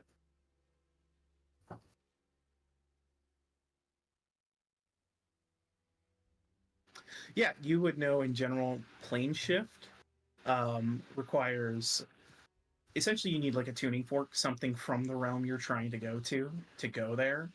And typically it is something that is only done with people, like shifting planes. Mm-hmm. But there have been stories in the past of entire cities that could traverse realms. It is a theoretical possibility to plane shift an entire place. After all, if what Strahd says is true, then this valley was shifted into the plane it currently is. With my role, would Rowan know enough to chime in and say, blah, blah, blah, this place was shifted here, probably with the same type of magic, and go, but he might suggest that maybe there's an anchor that needs to be destroyed on this side? As you say that, Strahd kind of points to you, smiles, and Ludmilla goes, indeed, anchors are the issue. You're very astute, Rowan. I like you. Now, from what I understand, there are three things, as I said, arcane foci, focal points. They're stones of the Fanes. 3 of them in total that would need to be gathered that would allow us to wrest control of this land completely, that we might plane shift it out of here. The Thanes? Fanes. Thanes, okay.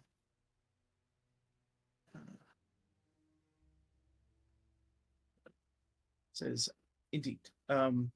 So, from what I understand, there are three of them. There is the Stone of the Mountain Fane. There is also one of the Forest. Oh, give me 1 second. I have to grab the last one. Stone of a forest.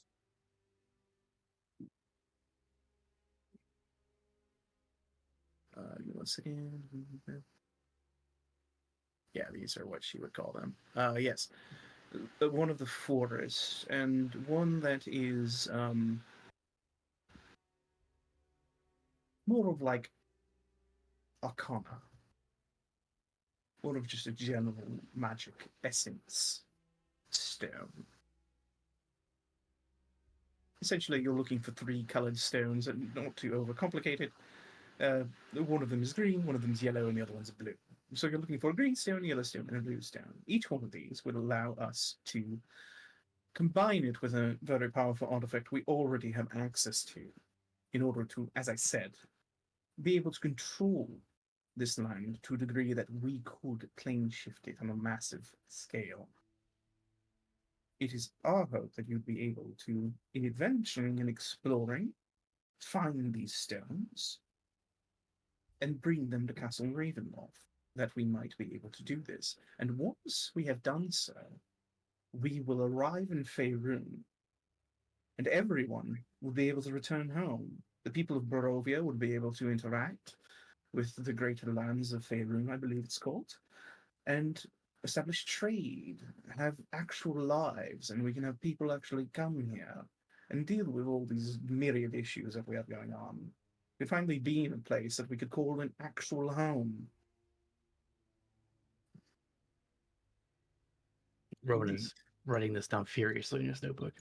Moog is inciting who was just talking. Ludmilla.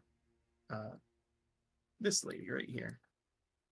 Yeah, the their mage person. Yeah. As you are looking at her, Moog, she seems to be, very above board. They have some sort of artifact that they can use. Yeah. These three things are what they need, and she believes that with them they could bring Barovia to Faerun. And all of Barovia's horrors. Mm-hmm. Yeah. Exactly. Wouldn't that mean that Irina's curse would also go away and she would finally be at rest? Yes, that would be true. If she were to pass, if anyone were to pass after that, their souls would no longer be trapped here. Oh, noted. So we gotta kill the hags outside of Barovia. I look over at Ludmilla, at my nose. Moog would like to clock Russ at that mention, given that his friends are dead and remain dead in this land. Well, two of them. Well, yeah. You look over at Russ, and without any insight check, he is dead-eyed, kept out of this conversation. He's not paying attention. Got He's it. extremely fearful of the woman he's sitting next to, and he's just kind of staring down at his plate quietly. Okay. Tabletop real quick. Did we discuss why the Barovia was brought here in the first place? Do we know? Part of Strahd's ordeal, basically. Okay. Whatever. Based on what he said, is Barovia got brought here because he was turned into a vampire. Gotcha. Okay. All right. I missed it. Okay. Also, And I'll say one thing that you got, Moog, from that insight check, I failed to mention, is he seems perfectly fine with being a vampire. Yeah. No, totally. Yeah. That's pretty clear. Yeah, I just wanted to make sure that was clear. I think you mentioned that he said that his wish was granted. Like he was very grateful for be given the power that he has. Yeah, it was granted and not the way he was expecting. Right, right. But he doesn't seem upset about it at all. There's no there was very that's where like he started sounding hopeful in his voice, or Like, in your like voice. he was wishing for power, and the power he got was vampirism. Basically, if I'm catching the gist of that. Yeah. So it wasn't Essentially, specifically what he was asking for, it's just what he got. Well, he was looking for a way to continue to live. Right. Immortality. Do I know that I opened my mouth to Ludmilla about Irina and us traveling with her, but does he know? Like, are we telling him about her, where we put her, or no? Now that we know the truth behind her.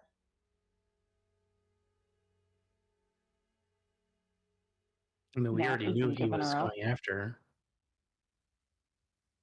Because we didn't really know. So now that we know what's going on with her, and us thinking that, oh, the guy we just killed was her brother, her real brother or something. I don't think Rowan would bring it up, mostly because he probably doesn't care, because it's not magic and or technology and or uh stuff about his personal problems. I don't think Um, Nat is going to bring it up because she is not 100% trusting of the situation, so she does not want to give up Arena. Ella loves But yet, love. I think after everyone like calms down, like conversation goes quiet, I just kind of want but to isn't like this one-sided love? we don't know. I mean, yes, to me, it sounds like it, but like, Well, we know it's the one I love because we've already talked to Irene about it. She says she has no desire. but he says that every time that they come back, unless I'm misinterpreting what was said, every time that they come back, they find each other, she dies. They have to start all over again. I guess we don't know she's basically how. Dory. It's the plot She's of 50 basically First Dory. Dates. Yeah, she's Dory.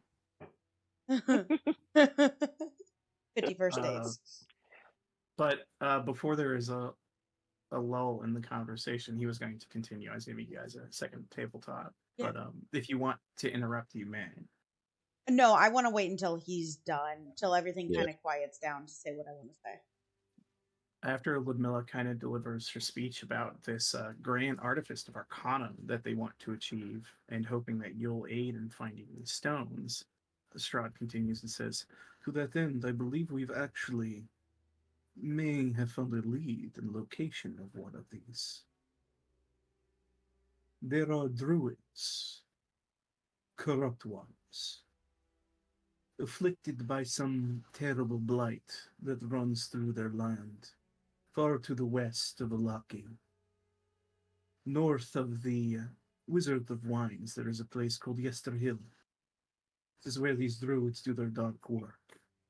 And in recent time, they have acquired an extremely powerful druid. They are a danger to these lands, and I believe that they have one of these stones we need." What was the location again? What was the name? Mr. Hill. Yester Hill. It's north of where? North of Wizard of The Wizard Wine. of Wines, which the Mardukov family told you about. Yeah. That is their vineyard.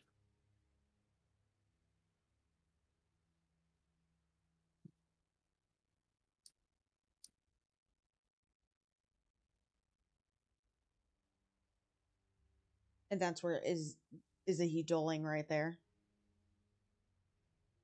Yeah.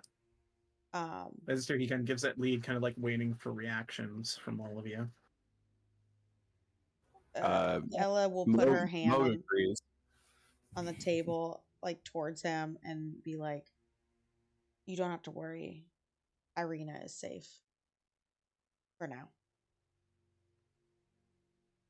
He gives a nod. He says, I thank you. It is good to know that. I know that she left Barovia, the town, and I was a bit worried. To know that she is safe is good. As luck would have it, she had traveled with us. He nods. I Then I I know owe that you this. my sincere thanks in And- escorting. And no one knows her true name. She is under a false, whatever it's called. Her name is Tots. Tots. Totally top. Tots. He like, what a strange name. And well, we had to throw people off. All right. And my arcane golem MGG is actually there with her now, or should be, as was last instructed. Can you feel Excellent. when that dismantles or anything? Like, do you have like a connection with it at all? I don't know. Do I? Oh, I don't think so. I don't know how artificers work with that. It's not like a pact or I don't know. Yeah. It's not something you summoned, it's something you built. So I don't Okay. I was think gonna you say, have unless you any- build like a tracking device or something that tells you if it is Why alive or didn't- dead. Why didn't you build a tracking device? Yeah, because technically you're not, it's not the same MGG every time you build a new one, it's a new one. Yeah. Yeah, So, well, it's yeah. just it's a basic, it's coding. That's all it is. yeah. It's not like it's its own entity, but it functions on basic strings of code, basically. Oh. It's a Raspberry Pi. It's a magical Raspberry Pi. Oh my god. I love the Raspberry Pi. You're gonna have to start making pies and sending them. Okay. Oh God, pies! Oh god, pies. I burned them all. It's okay. So Nat looks to Strahd real quick. She's like, I know this may be an unpopular opinion, but have you ever thought of just maybe letting her go?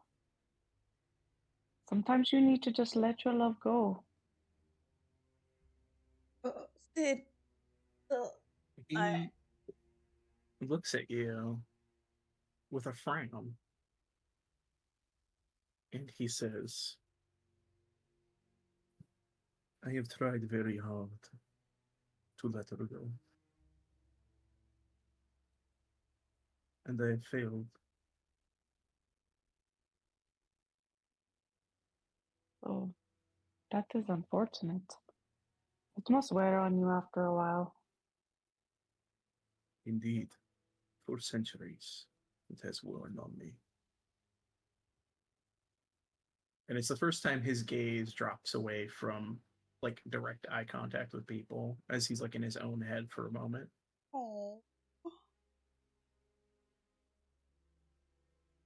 Damn you making But- me care about Strahd. I know, I will not like him.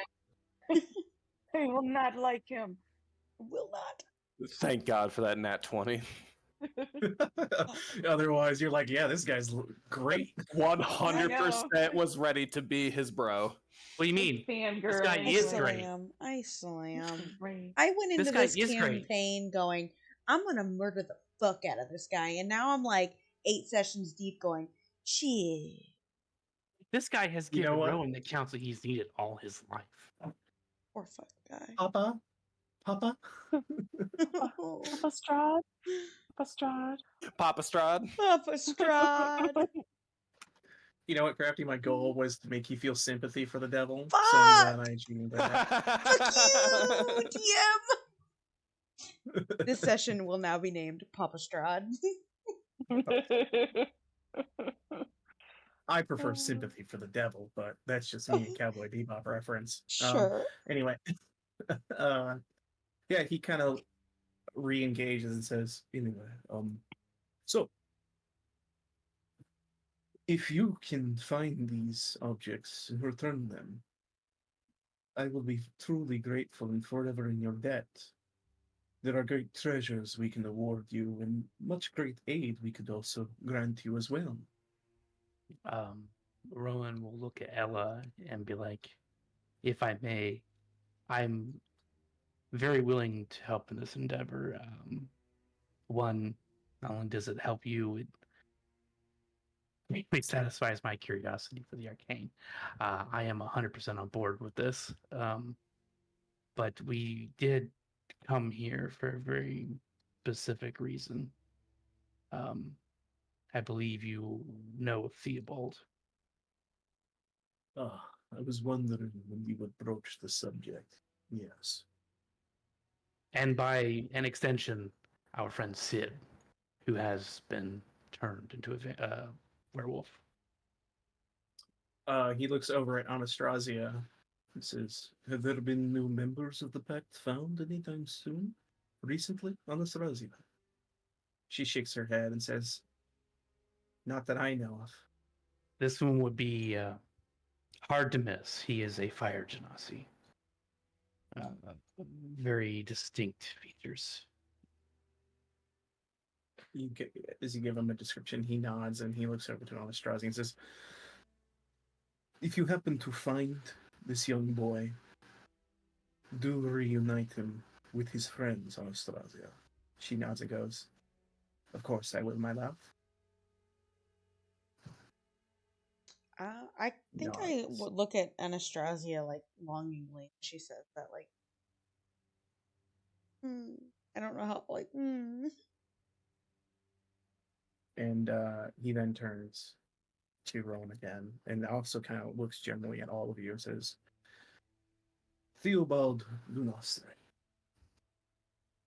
He came to this realm with an ambition of his own. He sought to destroy me, and to destroy all of the people in his castle. He was accompanied by a druid by the name of Becker Dane, who is the very druid I spoke of, who has now been corrupted by a blight and turned to dark causes. Yes, I had assumed as much. He was also accompanied by a wizard by the name of Mordenkainen. Oh no, not him. He's an arrogant bastard. What a douche! He's such a douche. Indeed, an arrogant man who thought he could challenge me directly. Don't worry, he's in Avernus right now, fucking shit up. No,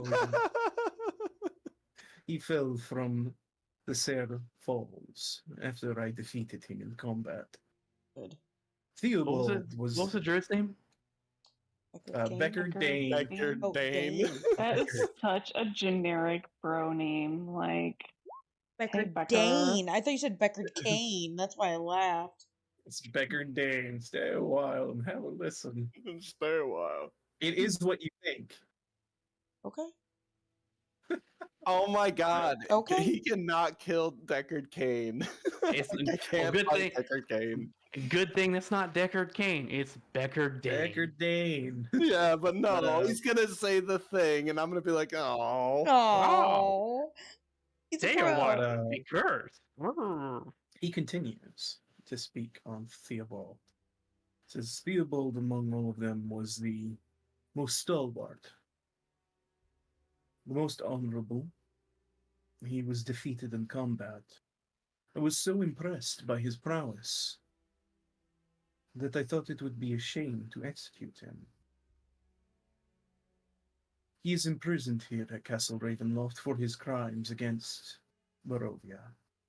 He rose a rebellious army against the castle and attacked it. So, he is serving a prison sentence for his deeds. how However, long is this prison sentence for? it is negotiable. Help You you see, to let him go. Negotiable. of course, if you aid us in acquiring these stones and freeing us all from this terrible land, this cursed darkness, then I would be more than happy to return to you, your mentor. You should all be proud to have learned from such a man. Strong, resilient, and honorable.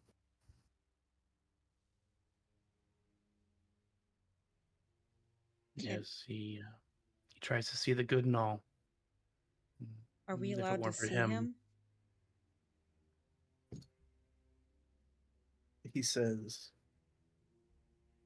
Perhaps soon. Now would not be a good time. Why? He's not well. Nat told us that already, right? Yes. Well, I believe so. I believe she did. Yeah. Refused to eat. And he is growing weaker. But when I inform him that you all have arrived, perhaps it will reinvigorate his appetite. And then I can have you return and visit him. I would not want you to have to see him in such a state. Rowan would be like, yeah, he was a great mentor. He tries to see and does see the good where it is. That is why it is my hope that through conversation he might understand that I am not his enemy, nor I am the devil he thinks me to be. Eh, one such as Theobald saw me grow up as a child. I'm sure that he could.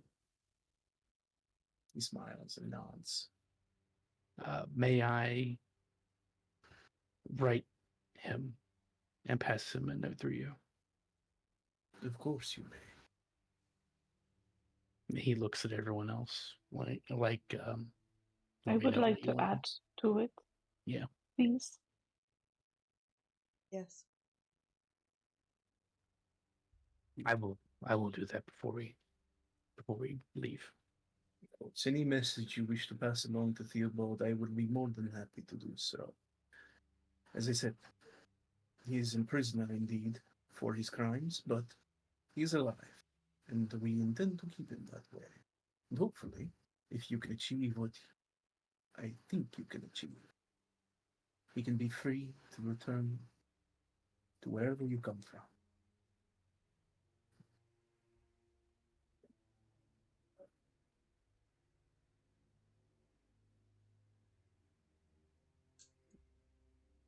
The door Speaking- opens, and more food comes in. A third course for you all. Christ, he's trying to fatten us up. Listen, sir, like I am full. Can I just have a cheesecake? It is a dessert course. Oh, thank goodness. As he says, do not worry. I just want to treat you with respect as you are my guest. Cheese goop. Speaking of where we came from, what was the lands where you came from before here? It is a difficult question to answer, for they no longer exist. You would not know them. We did not come from Faerun originally, but from what we discovered in our time, the world we once inhabited is gone. So, our only option is to go somewhere else. And it seems there is a connection to Faerun from here. Is everyone I've ever met, every adventurer, has come from there. As long as you don't just take up Icewind Dale, it's very precious. Actually, it's kind of a pigsty. It might be good. To be frank, I do not know exactly where we will end up. Rowan looks over at Ludmilla. He's like, we might be able to calibrate blah blah blah blah science, magic.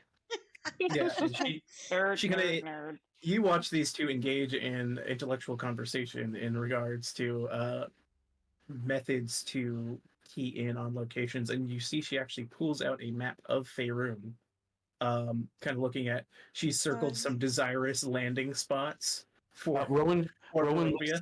Rowan looks at Rowan how falls for their dated love. this. Well, he's not low. He's like, this is a mother figure he never had.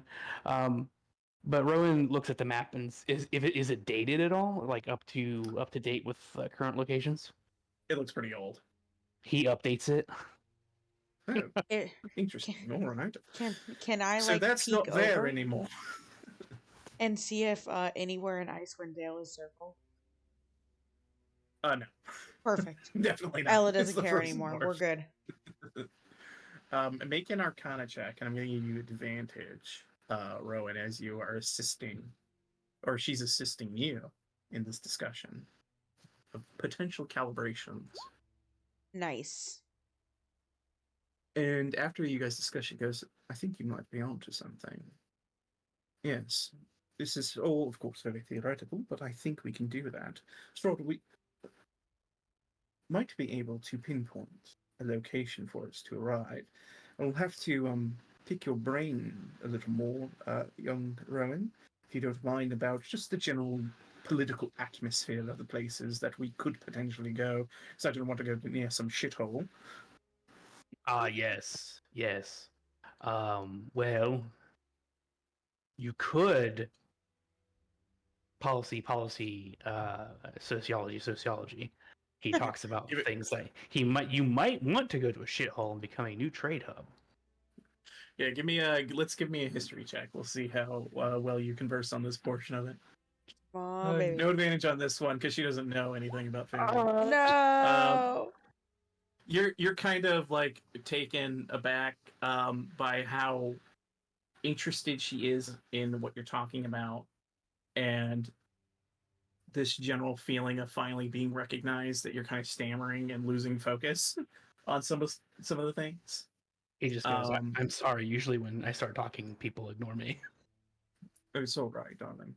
Now, we'll see what else we can find out. I'm sure we can find many more books or something that have filtered their way in here. I'll check through the library to see if we have anything of use. Well, fantastic. Breaker. And I didn't realize he knew that we were ignoring him. Oh no. And he knew. He knew. Oh no. I thought we were so discreet, but I thought apparently we were we so were not. discreet by walking away while he was talking. He I knew. mean, we were like, oh, look, I got to go. You know, Someone's he calling just me. hasn't been around people for so long. I didn't understand he knew Yeah. context clues. He I forgave didn't you. either. He forgave you for every time. He seems very forgiving in his words. Breaker. He is a forgiving fellow. Love that guy. Like, it's so great. as you guys chat in each other's minds, Strahd looks across the table and says, So, it seems that we have a bit of an accord. You are to fetch these artifacts for us. We will free Theobald, and I will reward you with more than just his freedom. I will reward you with great many treasures that we have at Castle Ravenloft. I can't wait to see And, that library. He looks over to Moog and says, I understand you're wearing my cloak. Yeah, I found it in a basement. Moog said, oh, this? Yeah, do you want it back? You could keep it if you'd like. I could remove it for you, however. Nope. I like it. Very well. How Then did your please cloak have end use up of in that house? No, it was. He it was. That's right. He shrugs and he says, I don't know how anything ends up in that house, honestly. Hmm. It was stolen some time ago by a very annoying individual, but it ended up there somehow. Was it T? Fucking No. TT. She died in the house. She did. She never made it to Strahd. It literally ripped to shreds. Oh. And Probably as never he's met her. as he's saying this, where's everyone's attention focused in this room when he makes that comment? About the very annoying person? Yes. Nat stopped looking at him because she was talking to him. Moog is paying attention to Strahd. I think mine would be torn between him and Ludmilla, just because. Yeah, he keeps. I would say Rowan keeps checking back over at Strahd, not necessarily paying attention to what he's saying, just because. But just to check over there because he's kind of like encapsulated by him. in some way. I think Ella's demeanor of like security right now has calmed down. She has a full belly. She's full on just encapsulated with Anastrasya, so she's probably after her talk with Nat just kind of like fangirling over Anastrasya. Very demure, very demure. Very demure, very cutesy, very mindful. No, stop. Oh my Please. God. Please Give stop. me an insight check there, Ella. Since you're the only one not paying attention to Strahd.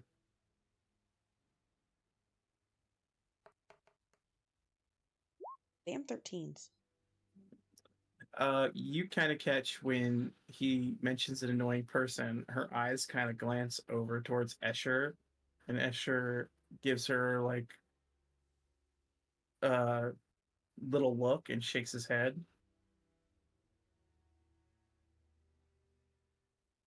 Oh, you guys are like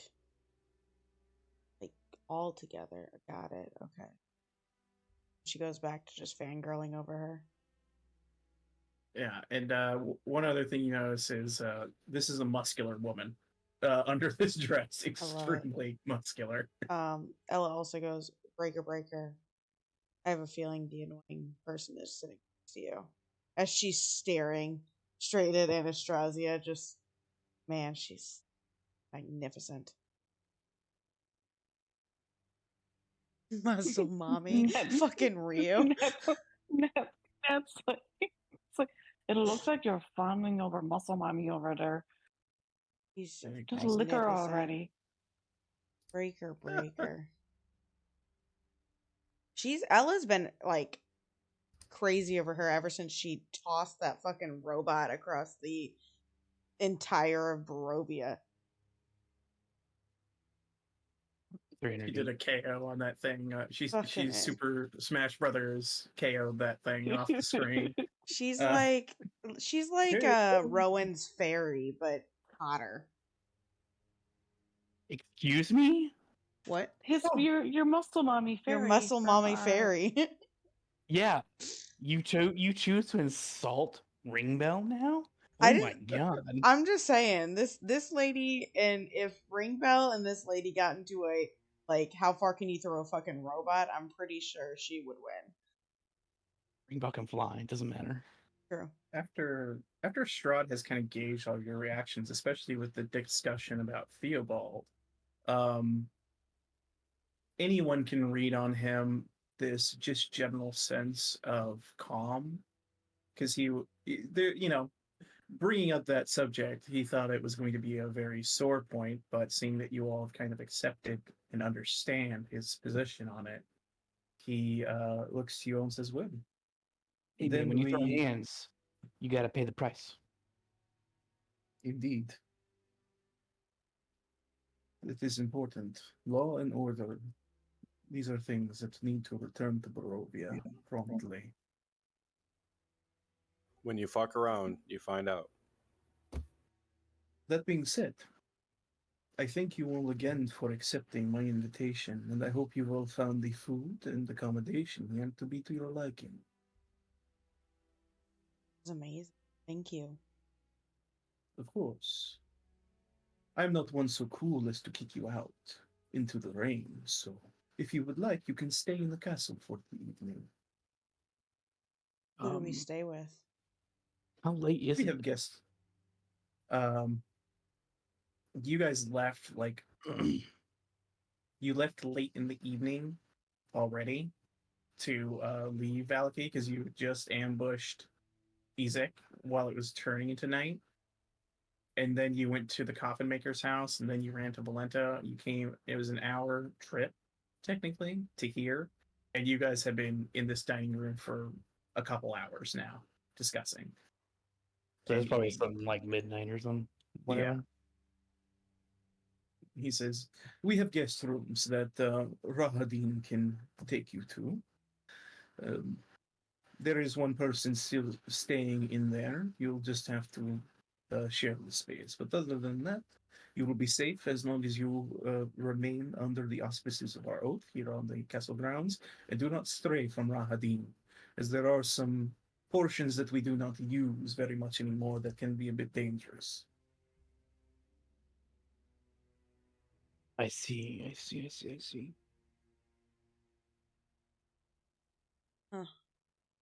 That's Where are these portions so that we know not to go there? Just stick to Rahadin and you shall not come across them.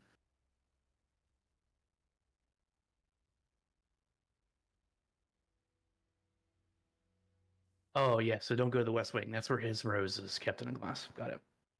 Mhm. or the restricted section, Rowan. The Right. Don't worry. I'll use my cloak of invisibility. It's fine. He stands up and he says, "Well, next time I have you all over, hopefully it can be a little earlier so we can have dinner and dancing. But it grows late and you probably need rest. I see one of your friends was injured recently, so I imagine you would like to take some time." Man, Breaker really fucking this up for me. Being injured, shit. Listen, I did not want to get injured. Ari. We could have been dancing. I think that was the last thing I asked for. I was like, "Hey, come over here and kick Come my here and ass." fuck me up. Could've been on But the you roof. see that he is beginning to rise from the table, and so is everyone else.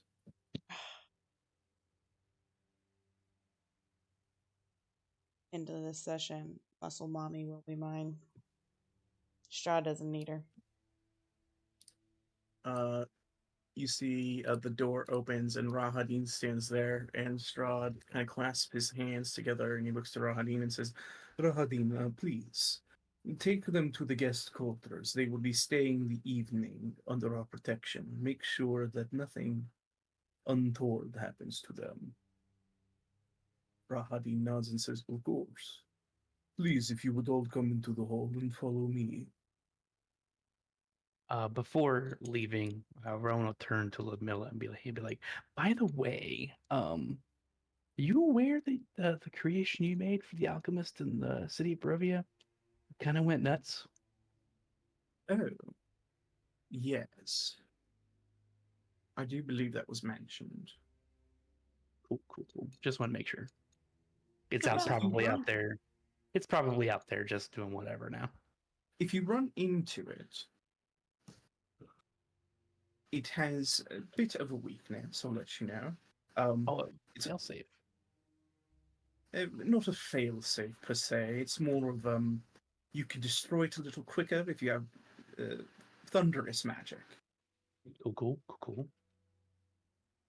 I built it with that in mind, so that if I had to deal with it, I could destroy it. Nice. But also avoid lightning. That will just amp it up.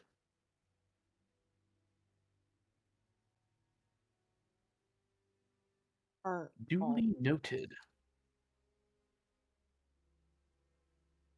I mean, I usually try to avoid lightning, but hey. And I want to turn to Anastrasya and kind of awkwardly bow at her and I hope you have a wonderful night. Yep. Why don't you just ask her to come to your room I already? would love to. Shut That's up, what Nat Breaker. says. Shut up! I got my own way of doing things. Your way sucks. It's It'll not be working. fine. I bowed. I think I did pretty good. You say that, and as you are leaving, you just feel the briefest glance of a finger cross your hand as you walk out away from her. She, when you your breath stops, she hitches and she's standing up straight as she leaves the room, just yep, I got my own way now. Shut the fuck up! I'm doing this for myself. And your hand is now crushed. Ooh. Rowan, as you get up, you do see the mechanical dog in the corner. You see something has been added to it since last you saw it. You kind of pick it up, glancing over at it. He does a double take. Ooh.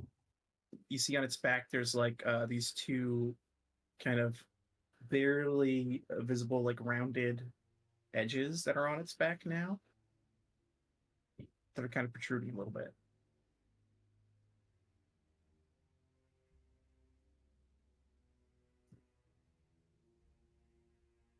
Spinosaurus. Robotic displacer beast. Hmm.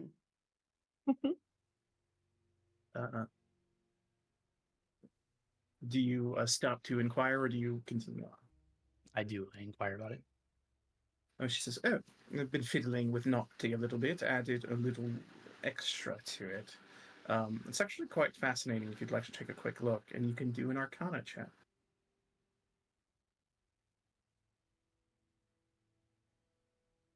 And she kind of shows you real quick, and she maneuvers her hand, and you see like kind of something that would happen if you were to command your automaton. A little bit of Arcana comes off, and you watch as the back opens up, and it's like these cylinders that are stacked onto each other, and inside of them are these pale pink crystals that kind of come up, and it's like a row of 3 on each side, and you realize that this thing has the ability through these crystals to use magic missiles. Love it. Ballistics are great. Love it. Yeah, it's basically got, like the little mech ballistics thing, ballistic barrage that it can do now. So it's a Zoid. It's a Zord. It's a Liger. She says, yes, I thought I could give it a little more capability and sort of my realm of expertise, mixing the arcane into things. This thing is just now in my mind, Liger 0, and I can't remove it. Sorry about that. Well, Liger was the first thing I thought of, and then you said Zoids, and I'm pretty sure that's the same show. Yeah, it is. The Liger Zero's on Zoids. It's been so long since I've seen that. When you return, we'll have to discuss it more. Perhaps we can go over schemata and things like that. Yes, this gives me many ideas for MTG. Indeed. And potentially we could work together and improve it. It would be fun.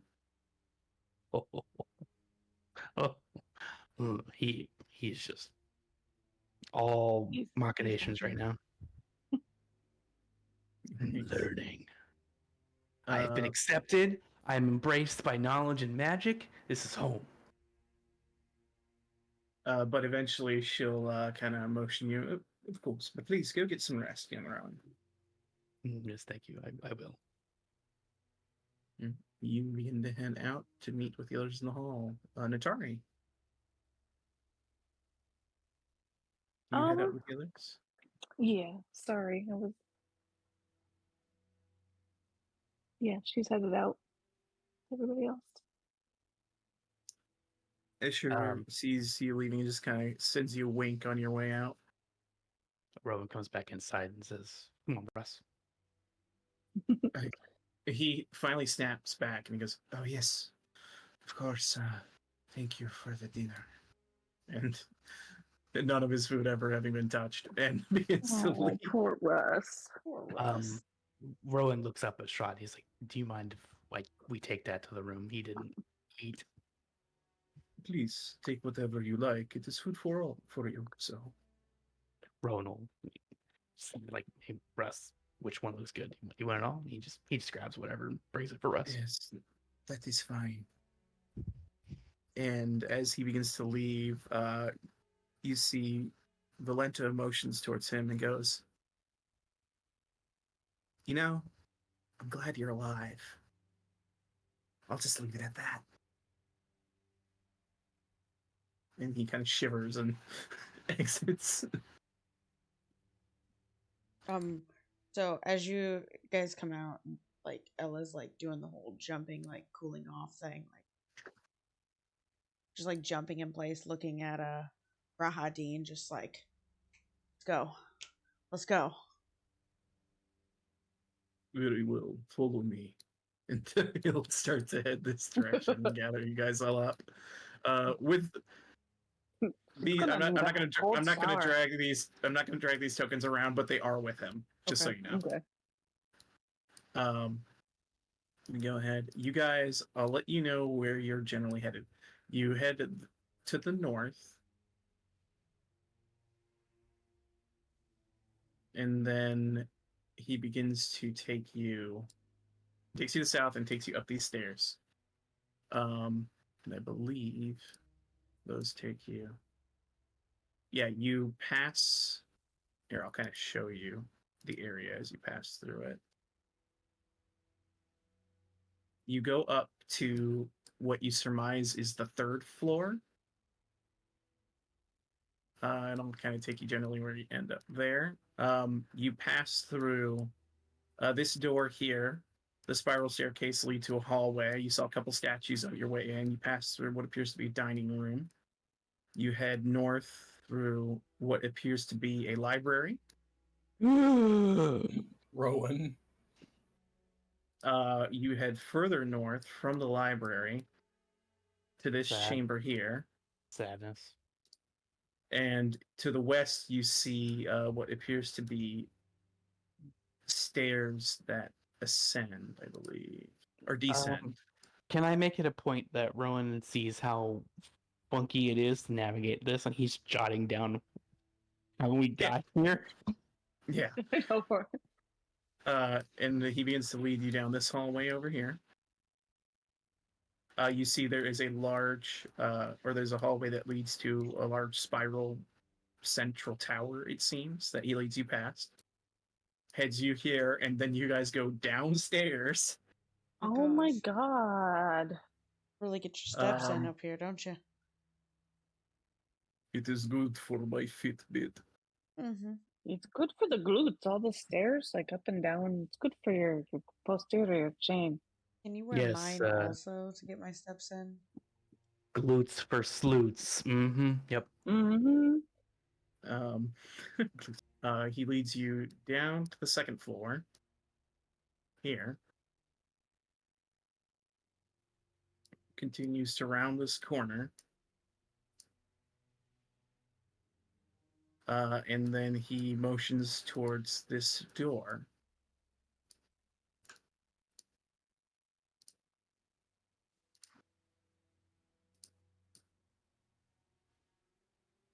He just This like is, this is a guest room for you.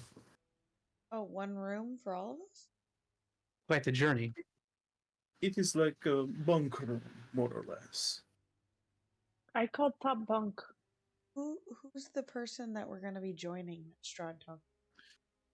Her name is Helga Ruvok.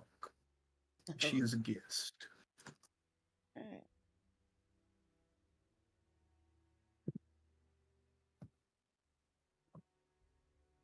Helga Hufflepuff. Got it. What house is she? Helga Horfleporf. House Not the of Horfleporf. Go ahead, Mo. Go ahead and look in that room. Is there enough room for all of us? Yeah.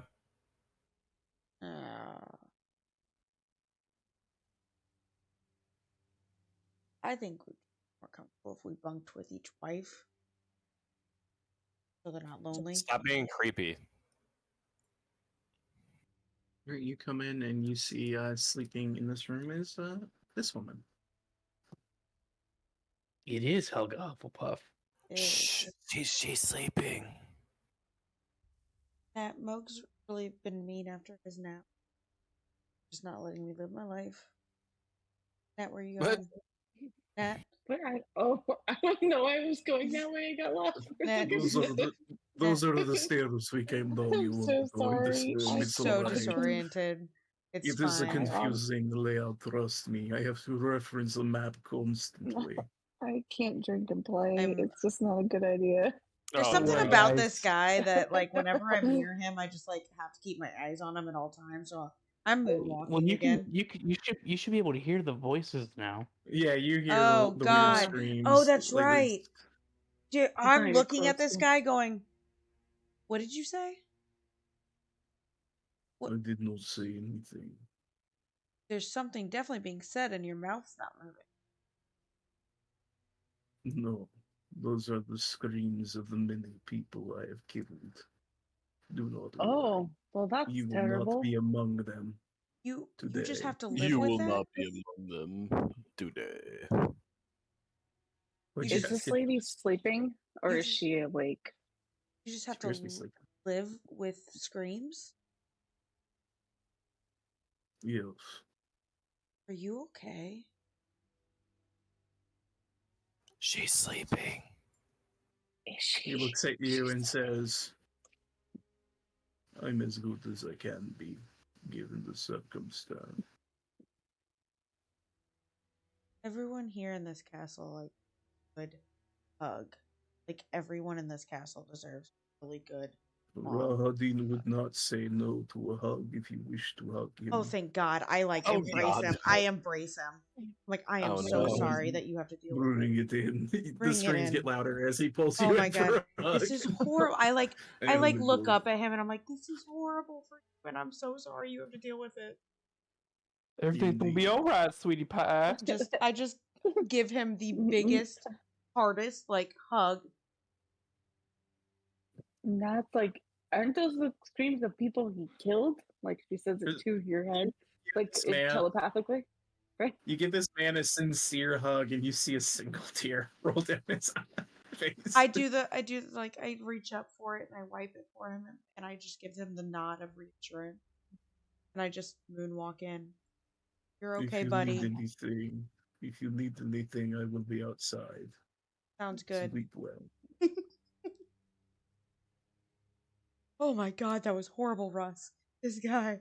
Oh, he needs all the hugs. This poor guy has to listen to the screams of everyone he's killed. Can you imagine what I would have to Ella. go Maybe- through if I had to Ella. deal with all the screams of people that I've killed?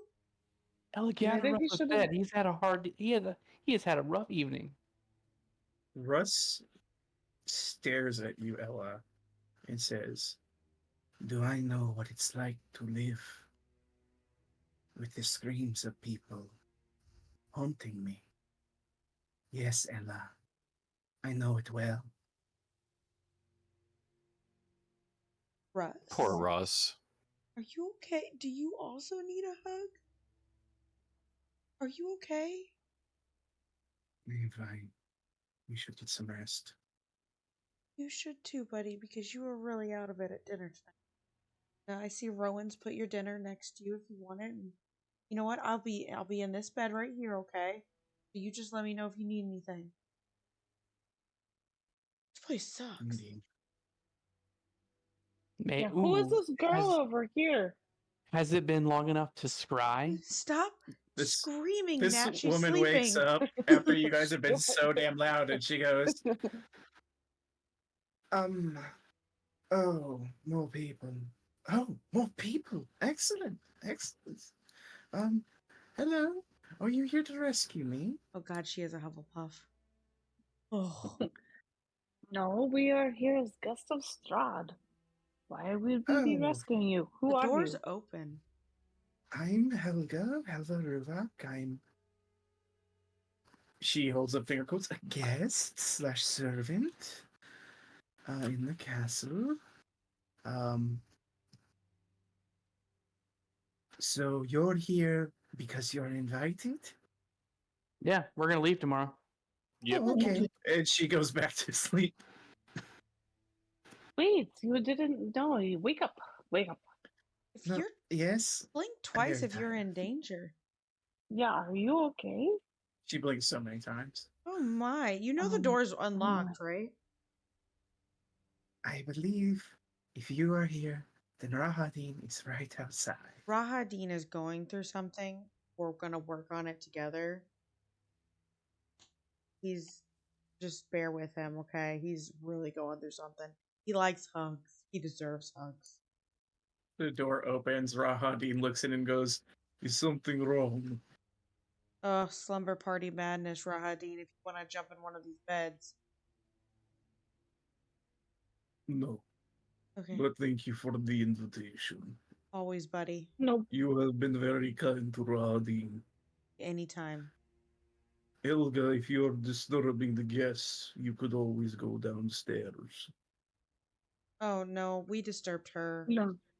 No, we woke her up because I am loud. He looks to Helga. She looks back and just gives him a thumbs up. And he nods and closes the door again. She looks at Helga and goes, "Got it," and punch. She nods and says, "Well, enjoy your temporary stay." Rowan, you were asking about the scrying. Nat can do it after she wakes up. I just can't remember when it was done. Yeah. We If just you haven't guys would slept. all like, you can take a long rest. Yes. Not that I'm really injured. Nat took most of that. And the storm Yeah. outside would end. Poor Nat.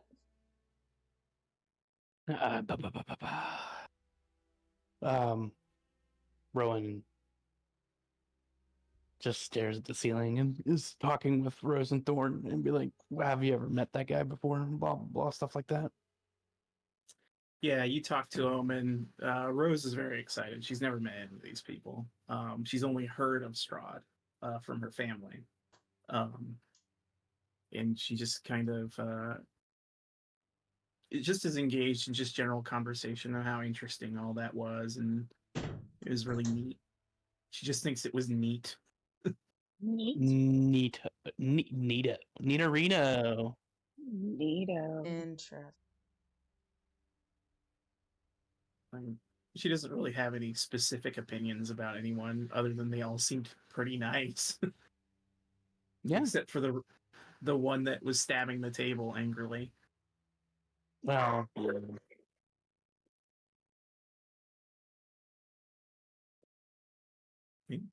You guys have an evening's rest. And Rowan, here in Castle Ravenloft, you actually get a good night's sleep. Here's whatever has been costing you will not come to this place. Strahd is the cure, guys. He is the cure. Strahd is. She is the way. Everyone else is evil here, not Strahd. This is a holy place. Yeah. Yeah, totally. Of course. Um, This is Strahd. We're at the Temple of Strahd. Whoa. What happened to her? When you guys awaken, you see Helga is gone. She's no longer in the room.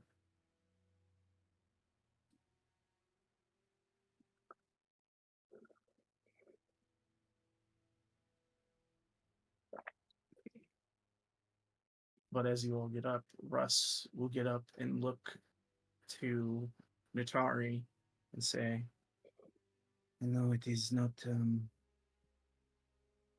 most fortuitous place to ask you to do something, but you You said in don't the even have morning- to ask. Thank you. And he's Look. going to. Yeah, you see Rahadin's outside. Sorry. keep, Sorry. keep the door closed. Damn it. But he hands you a little trinket. He says, "This belongs to Skeets. I think it will help you with your magic." Yes. Yes. And Nat sits next to him on the side. I guess is he sitting on the bed? Yeah. Okay, so she'll sit like right next to him with the object kind of like in her hands, like in between her, like on her lap. And you do notice at some point he did eat some of the food in the evening. But yeah, you sit there. So you go to attempt to scry on an individual named Skeets. You have an object from him. Mm-hmm. You begin to focus in the way that you focused before. You all watch in the room as that violet star alights on Natari's forehead. And Natari, your vision pulls out above Castle Ravenloft over the whole of the valley and finds nothing.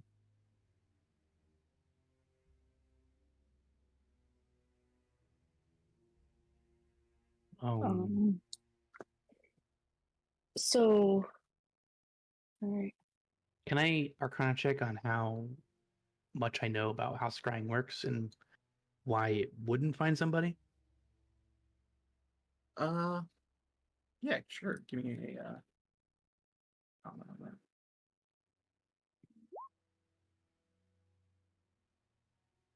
You would know that if it doesn't find someone who is on the same plane as you, sorry, bug crawled on me. You would know that it would fail if someone was on a different plane, but it also fails if the person who is on that plane is not alive. And considering that no one is able to leave this plane, you can quickly eliminate one of two options. Oof. So Nat looks to Russ and she goes, I see nothing, my friend. I am new at this skill, but I do not think your friend is with us anymore. You watch as whatever gleam was left in Russ's eyes becomes dull. With my check, do I know if there are ways to block a scrying spell? It's possible. Yes. Hmm. But in this moment, Russ speaks. He's dead. They're all dead.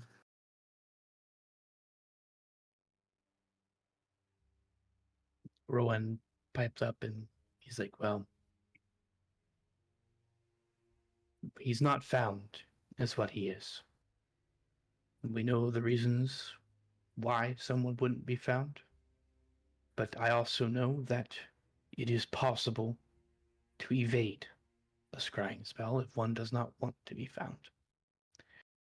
Or some place might be shielded from such scrying.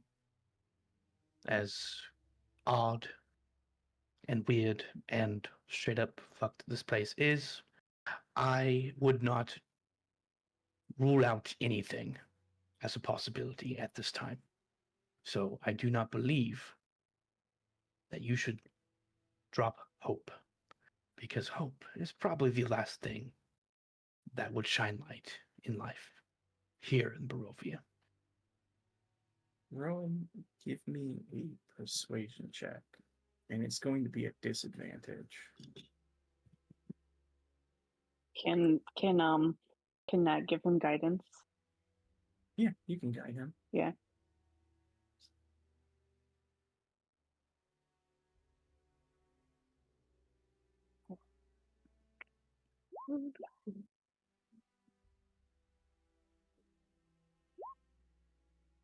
Well,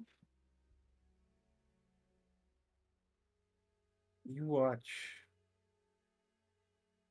as he looks up to you and smiles. A weak smile. Of course. One shouldn't abandon hope, should they? hope is one thing we all ought to strive for, especially in the dark.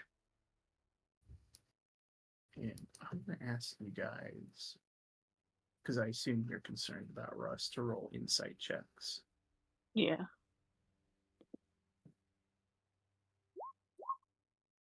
I still have guidance. Hee hee. 18. Check what his bonus is.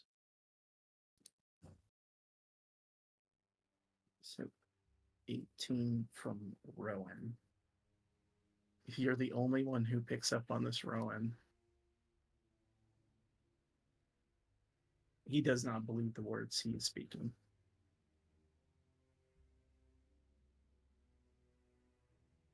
And he's trying to lie to reassure you for your concern.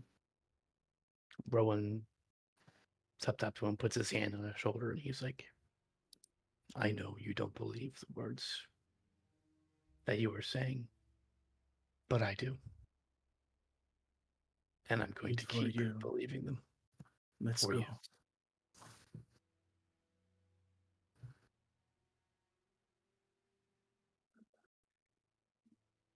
The door Nat opens. doesn't say Everything much to all right? him.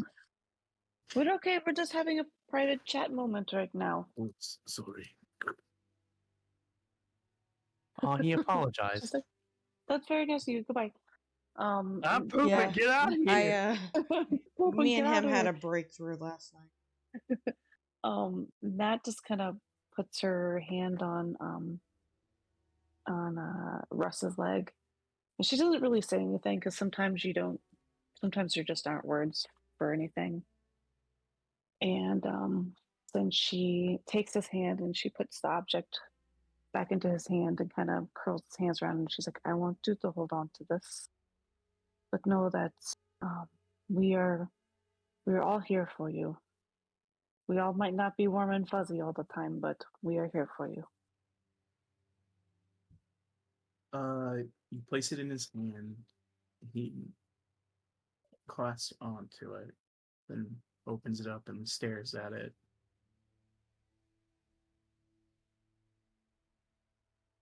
And he looks at you. Indeed. I appreciate it. Let us not dwell on sadness any longer, shall we? Let us continue.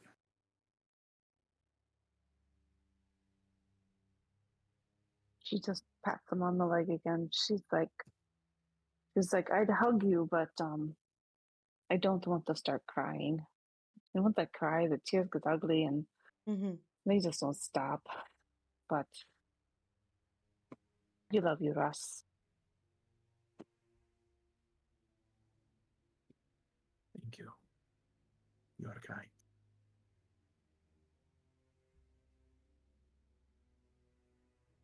And she gets up and then she opens the door. She's like, okay, we're fine now. We're done pooping, Mom. All right. I am to escort you out of the castle to the carriage, so if you will follow me. Oh, Do you can I get- say we wrote our note last night as well? Yeah. Oh, yeah. And you can And give me everyone- the contents of that note whenever you'd like. Yeah. You guys can just write your own part for that. It would just be Okay. one big long letter from each of us. All right. So do you guys follow Rahadin out of the Yes. castle? Sure thing. I will expedite this as you do not encounter Strahd or any of the brides on your way out. But he leads you out to the main gate. Put him here. A carriage awaits you, and he loads you all in to leave Castle Ravenloft. I hand the note to him, like, here's the note. Blah blah blah. Strahd give to prisoner. He nods and says it will be delivered. As is our word. I appreciate you all honoring your end of the oath. I am glad that you had an opportunity to speak with my master. He's a swell guy.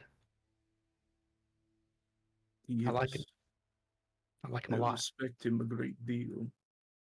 I got a question. Will we be getting a carriage that traveled as the carriage that brought us here, so we can expedite this straw? Do not worry, you will return quickly. And you see the same carriage you guys came in on outside. Just like, Do we get to keep yes. them? Do we get to keep them? Like that way, if we need to go to a different areas, like we get to go to the forest or the mountain, can we keep the horses? He In the says, carriage? unfortunately, the magic of Valaki keeps us from traveling through the town. But if that Oh, that's unfortunate. goes away, perhaps then we can arrange methods of travel. I will speak with the Lord about it. Oh, baby. Mhm. Do you all load in? Yep. Yes. Nothing's missing from my person, is it? Since old Helga Hufflepuff gone puffed and left. Make Any investigation sneaky check. person. Beep beep beep. Ooh. You don't find anything missing. All your stuff seems to be intact. The Cool. the only thing that was missing was the woman for the room. Gotcha. Not a thief. All right. You guys get on this thundering mount that leads you in an hour's time all the way back to Valaki. During that hour, Rowan was gushing about Strahd and how he was a cool guy. Oh yeah. I don't see what everyone's all up in arms about that guy. He's sounds pretty cool. I mean, his first wife is also pretty dope. He keeps good company. You mean his second wife? Yeah, I think that's the second one. Oh, is it? Yeah, Ludmilla Would was have the been first wife. would have been my first and my choice. Intellect always trumps brawn, guys. Come on. You seem to have been taken in by honeyed words. He seems a little sketchy AF.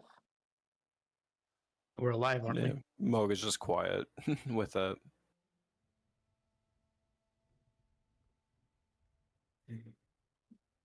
From the after Russ says that, he's quiet for the rest of the journey. As you guys arrive back in Malakun.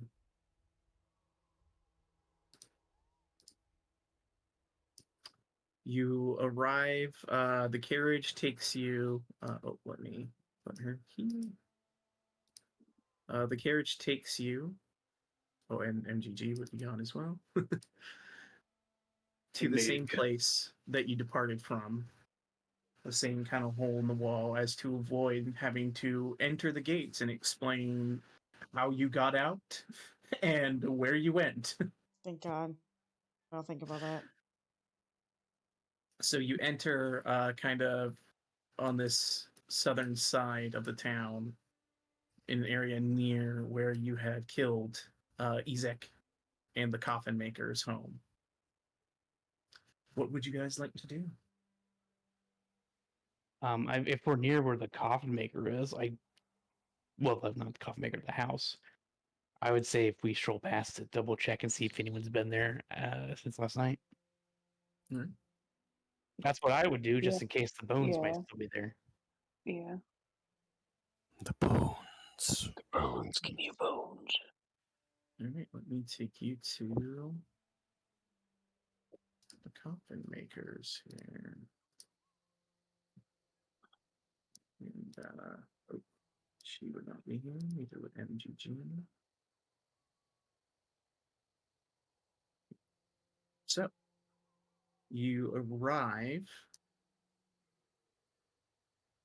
at the coffin maker's house. Looking around, see if anyone's near it, buzzing around. Give me an investigation check.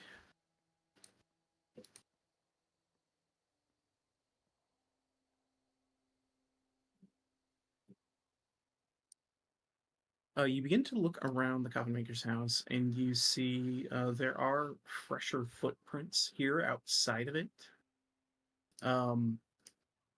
You think that someone had come here. Yes. Father Maynard may have shown up because I forgot the priest's name. Father Lucian Petrovich. Father Lucian may have come here as I had told him about this place. It seems my note may have reached him. Should check to see if he found them. I say maybe we'll close up this door, check in with him just to make sure he hadn't already scoured the place, and if we need to come back, we will, maybe. What do you guys think? We should just like do a quick sweep. We're here. Yeah.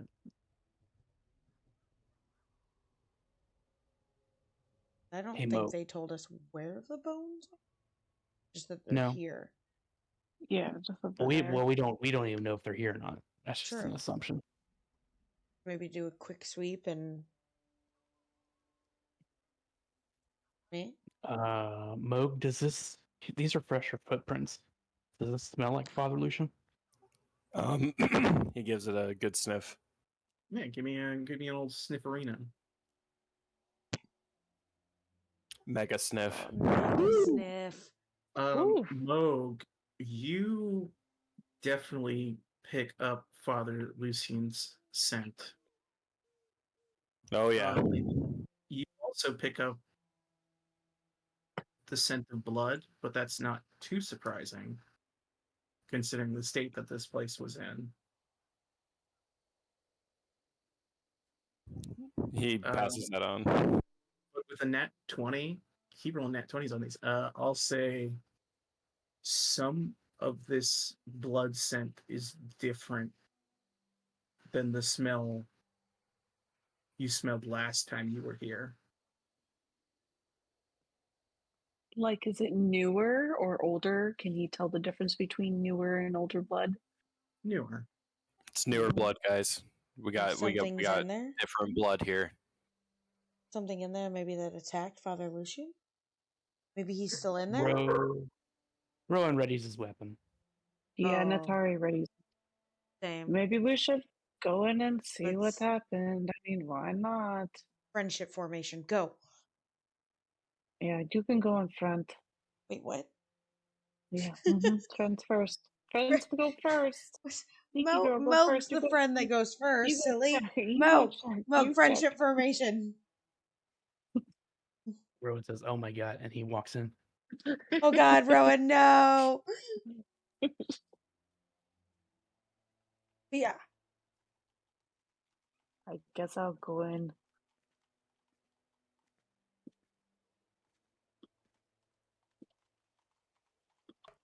I look around the room. Yeah, you look around and following the trail of Father Lucian from the outside, it appears that he came here, saw the bloody mess. You see the body's been removed, so you think potentially he attended to the body, and returned after doing that. So he did his priestly work before he investigated the house. Okay. And then it seems that after he returned, there's kind of muddier footprints that head up into this room and seem to generally go around the room like he was looking for something, and then went upstairs. Can move into this room. Yeah, and you see the stairs here that looks like he ascended at some point. Stairs where? This room? Right here. There's a Oh. no. Oh, that door. Oh. Yeah, a door We leads to never. stairs. That's right. We never opened up that door. Guys, I think he went up this way. If you'd like to ascend the stairs, Yes. Yeah. who is going first? Moog. I'll go after Moog. Indeed. Moog, you ascend to the second level, and you can smell strongly blood coming from this door. Oh. He whispers back like, "There's blood. The blood scent is up here. The source is up here." Which way? Pings that way. You head into this room, Moog, and you're the first to see on the ground Father Lucian Petrovich. No.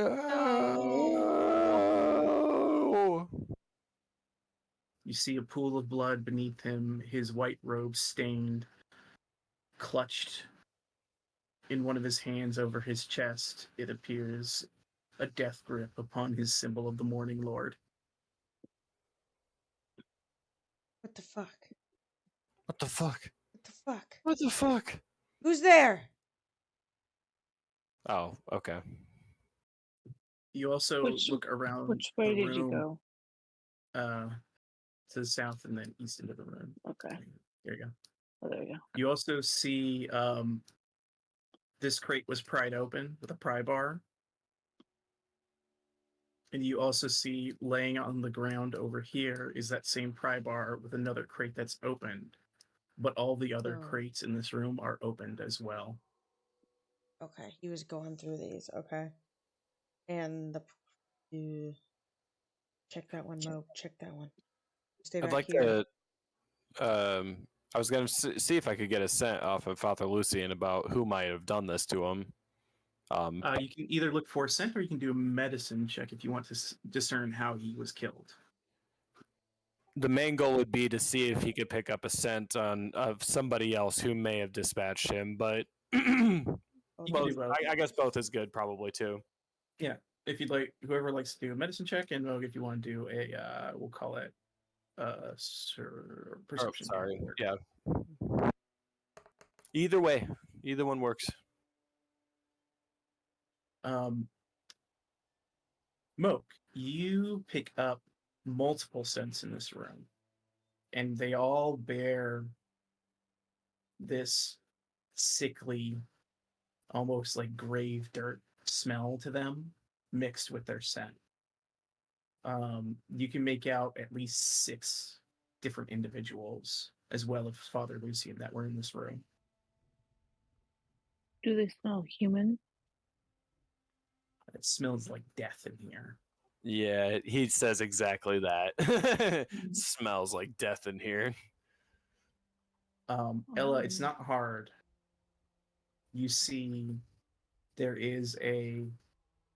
It looks like his chest was struck with claws in multiple places, like punctured, like into the kidneys type of punctures.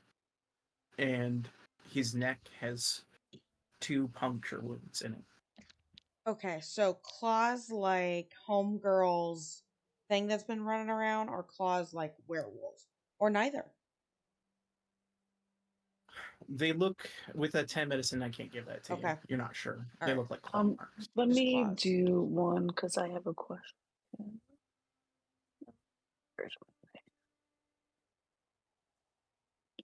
She's not gonna get much better. Never Yeah. mind. Same I was information. gonna ask if it looks like is all the blood in his body, or does it look like he sanguinated? Or how do you say that? Ew. I'll give you advantage on that then. Go ahead and roll one more time. Okay.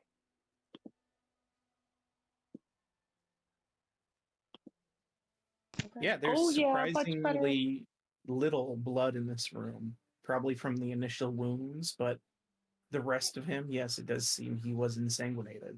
Blood was drawn from his body. It looks like Say on his, he's been drained dry. Yeah, because he has that puncture wounds on his neck. yeah, the neck. I didn't even think of the neck. It looks like someone had a snack on him.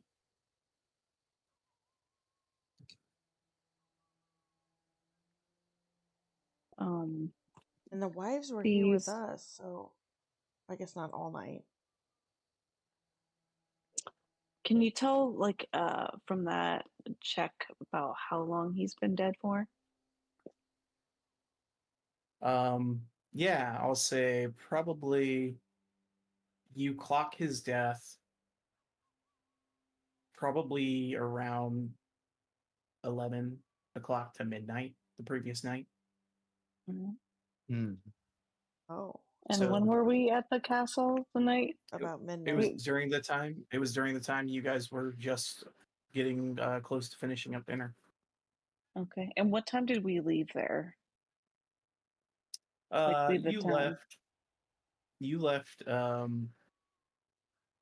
Probably like it was starting to evening, like 6, 7 o'clock. Okay. So this was probably a couple hours So- after we left. Okay. So it seems like he received this notice, found the body, took the time to remove the body, came back, and then was killed here. I want to look at that crate that has the pry bar next to it. You said it was this one ish. Yeah, give me an investigation check. Cool. You notice several things. The first thing you notice is that on the inside of the crate, there are claw marks, similar to the claws that killed him. You also notice that the pry bar only opened this crate and the one to the south. He didn't make it to the other crates. The other crates were broken open from inside. What? How big are these crates? Large enough to fit a person. What the fuck? Let me do. I guess it would be investigation, right? That we're doing, yeah. Oh god, mine's a -2, so please. Nope. What are you trying to discern, Atari? Wanted to see if there's any signs of like beings inside the crate, like any personal belongings, any, I don't know. I was thinking of more like hair, fur, feathers. You do find like hair, like some remnants of humanoid presence in these. The Humanoid. claw marks, and you also clock that the windows are smashed open. 3 of them in total. Smashed inward or outward? From the inside out. They broke out. Mm. Does he have any belongings on him that like have like any incantations or anything? If you want to investigate his body, I'll need a separate one for that. Run them pockets. Run them pockets. You Can I said do a guidance? I'm like, can I guidance myself? You sure can, Chief. Balance out that Okay. -2. Yep. Like, oh god. Is it raining right now? No.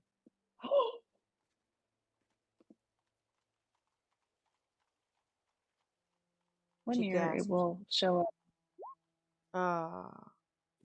A nat 18, aka 20 for you. That's what it's like. You begin to look through Father Lucian's belongings. Clutched in his hand tightly is a symbol of the Morning Lord. You know, the kind of devotion a true believer would have even in his darkest hour. He seemed to be clutching on to his belief as he died. You find not much of interest other than inside of his inside of like a little part of his robe is a note from Rowan describing this location. It looks like he got your note. Yeah. They got a whole lot more too. I just wonder, like, were these things? Did he get killed by something that was inside these crates, and how did they get out? What animated them? Were they already alive? Like, did he know they were here? I wanted to make like a second investigation, like out the window, seeing which way maybe footprints, claw, like beast prints, whatever they are, going anywhere out these windows. You look out and it's hard to tell because of the rain that happened all That's evening. what I thought. Okay. Whatever killed him might be roaming out there. We'll be ready. We should maybe see if any of the villagers maybe have seen anything weird running around on the streets. Are any of the crates unopened or untouched? All of them are open. How many total? We got one, two, a whole bunch. There are 7 in this room, including the one to the south. However, that one was Okay. open, Okay. and then he came here and opened this one. I'm gonna So say Rowan you is could shocked. deduce that nothing was in there. Rowan is shocked into the feeling of why did I write that note? So he's just kind of hanging back right now. Looking over Father Lucian's corpse, Russ looks to you all and says, "We should take him to the church, I think."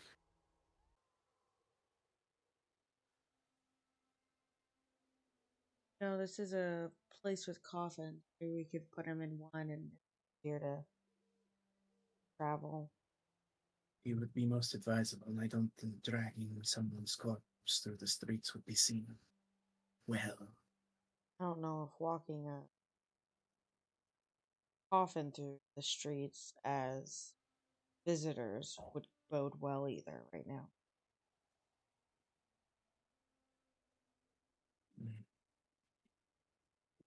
Um.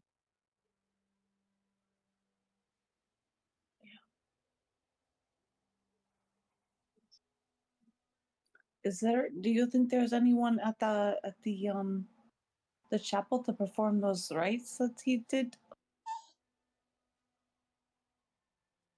He did have a helper.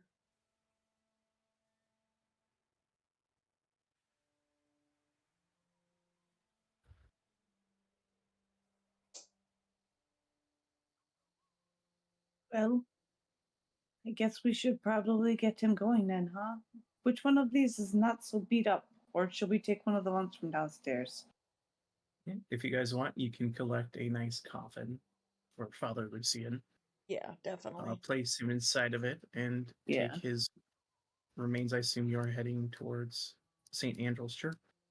Rowan would suggest that Natari do what she does with dead bodies, place them inside the coffin, and we maybe inform Madame Walkthorne and see if she can have people handle this. Do the gentle repose or? Yeah, make sure the body doesn't turn into undead or something. Okay. Yeah, Because I think Gentle Repose protects it from becoming the undead as well. Yeah. So she'll do that. Yeah, that's right. Okay. Yeah, she'll cast that on him. Mhm. That way he does not become a zombie. Mhm. And then she You just guys- kind of does a quick prayer over him. Rowan thinks it's best to inform Walkthorne first, and since she has some pull to handle this delicately, instead So of you just want- us dragging them through the town. Do you want to leave Father Lucian here then, in the coffin, and then go speak to Madame Wachter, or take him to the church? I think Toast has a smart idea. I think we should not, as visitors, should not be putting any dead body through the streets, no matter how it is. So we're heading to the Wachter house, it sounds like.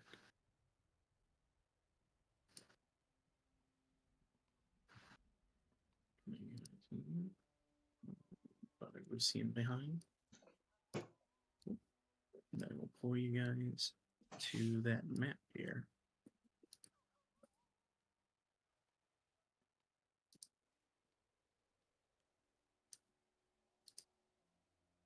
All right, you guys arrive outside of the Wachter house.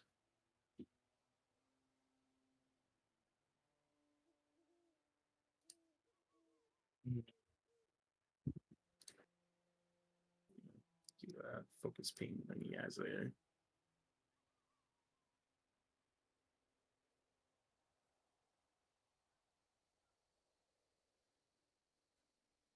Toast. All right, Rowan. Do your magic. What? You don't need the magic to knock on the door. Yeah, but she likes you. He turns around and he goes, Does she? He does not. He does not pick up on social cues. Yeah, you did the thing with her daughter and the cat and stuff. Yeah. I guess. He knocks on the door. You knock on the door and you hear kind of shuffling from inside. You hear locks move, and then the door opens, and you see Vanessa Bowles. Says, "Oh, hello. You're back. Excellent. Yeah. We've had an eventful last day. Oh, I'm sorry to hear that. I'm sure Lady Wachter would like to see you all. Please come in." She'll kind of open up the door and lead you guys into the parlor. As you enter, you see Lady Fiona Wachter is sitting having tea with Irina Kolyana. Oh, that's not up forward. Oh, and MGG would be here as well. Let me grab him. He is kind of stalwartly hanging out in the corner. Chill. As you guys kind of shuffle in, Vanessa says, Madam Wachter, your compatriots, comrades are here. And she goes, oh, excellent to see you all. I received your missive in regards to the matter, but reading the room, I would say that that is not why you are here. She's good. Yeah, Father Lucian is dead. Father Lucian's dead. What happened? Well, might as well paint the entire picture after we took care of the obstacle of which were aware of in the note. We were also investigating something for Father Lucian, which led us to the coffin maker's house, where we met the crazy one. God, what's her name? Volenta. Volenta was there. And we really didn't have time. We were escorted promptly to meet with Strahd. But as you know, I sent Mig out to deliver some notes to let people know of things. And one note was to Father Lucian. And that took him to the coffin maker's house, where he unfortunately did not meet a good ending. That is unfortunate. Father Lucian was a good man. He was. I'm sorry you found him that way, but Yes, we thought it best not to drag him through town. We took advantage of the environment, placed him in a coffin, and our friend Natari there took care of some rites as well to try and handle it at best. But we may need somebody to take him and finish burial. understood. Vanessa. And Vanessa looks over. Would you be so kind as to deal with the matter of Father Lucian and try to discreetly return him to the church, if at all possible, where he can be properly buried? Vanessa gives a nod and says, Of course, I will see to it at once, Madam Doctor. She gives a nod, and you watch as Vanessa looks to you and says, could you describe the coffin that you placed him in, just so I know which one I'm looking for? I don't want to spend too much time there. It's right inside the entrance. We left it inside. She nods and says, I will get some people and we will take care of this discreetly. Thank you. And begins to head out.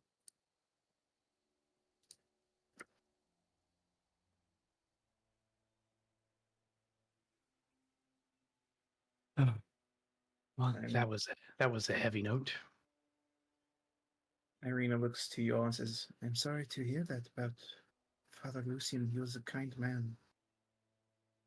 I guess he was right, saying that I would not be safe with him.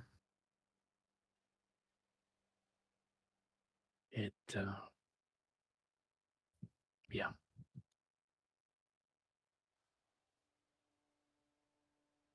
Well, I understand this is a hard time, but things are in motion here in Valakir. Tonight is the Festival of the Burning Sun. With Ezek gone, I intend to have the guards that are loyal to me show up at this festival, and I wish to rouse the hearts of the people against the Baron, as he will have no one to terrorize the citizenry into submission. I believe they will rise up against him. We can arrest him and have him tried for his crimes against the people.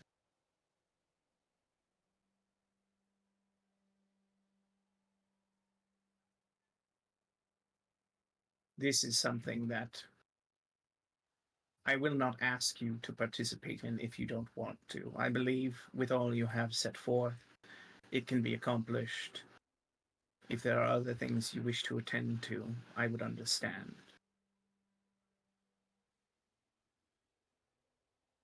Well, as fate would have it, we have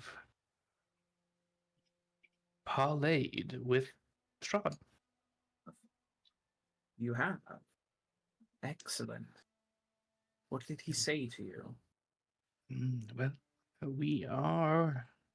He looks at everybody. He's like, well, we are helping him achieve some goals. Good. That would be very beneficial. Did you mention me at all and our dealings here? I'm afraid it did not come up in conversation, no. That is all right. I'm sure once we've established rule here, if you don't mind, if you are friendly with him and aiding him, being sort of liaisons, it would be much appreciated.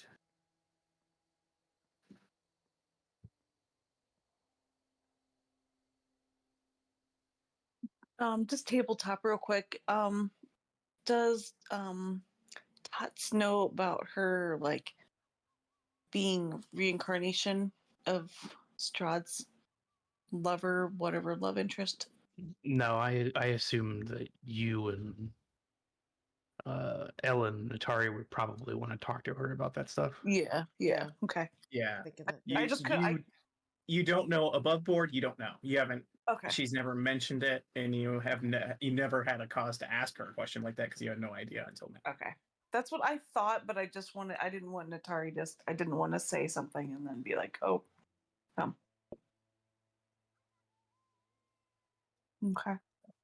But like I said, I'll deal with the festival if there's other things you wish to attend to, such as maybe the burial of Father Lucian. I am not a cleric myself, but perhaps your friend Natari would be able to give him some last rites that would protect him. I will see to our business with the Baron. And she looks to Irene and says, "You're welcome to stay here if you'd like. However, if your friends intend on traveling after this, you might want to go with them. You'll always have a safe haven here at the Walker House." She just gives a nod and says, "I appreciate your kindness." Breaker, breaker. Ooh. We kind of promised that she was safe here. Yeah, I don't we think she did. should be traveling with us, especially for No. the things we need to do. She is a strong, independent Barovian woman. She'd do what she wants. I Yeah, mean, Madam theoretically, Walkner. she could be safe with us. We have some things that we need to get done, but I Also, don't think tabletop, that Tots. Walkther's daughters, that most likely that girl from the prophecy that we got. Yeah.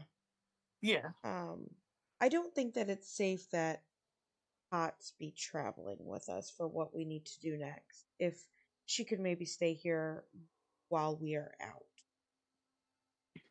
she'll look to who she believes is Tots, Irina, and will say, of course, if you wish to stay, you may stay. If your friends think it's too dangerous, I can do my very best here to protect you at Walker House.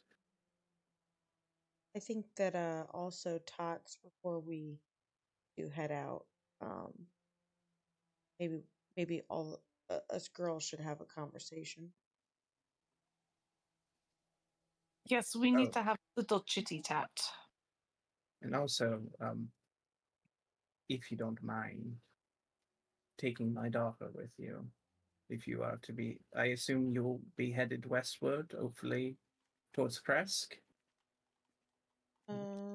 Our immediate may take us more northward for the time being. With our deal with Strahd, yes. Indeed.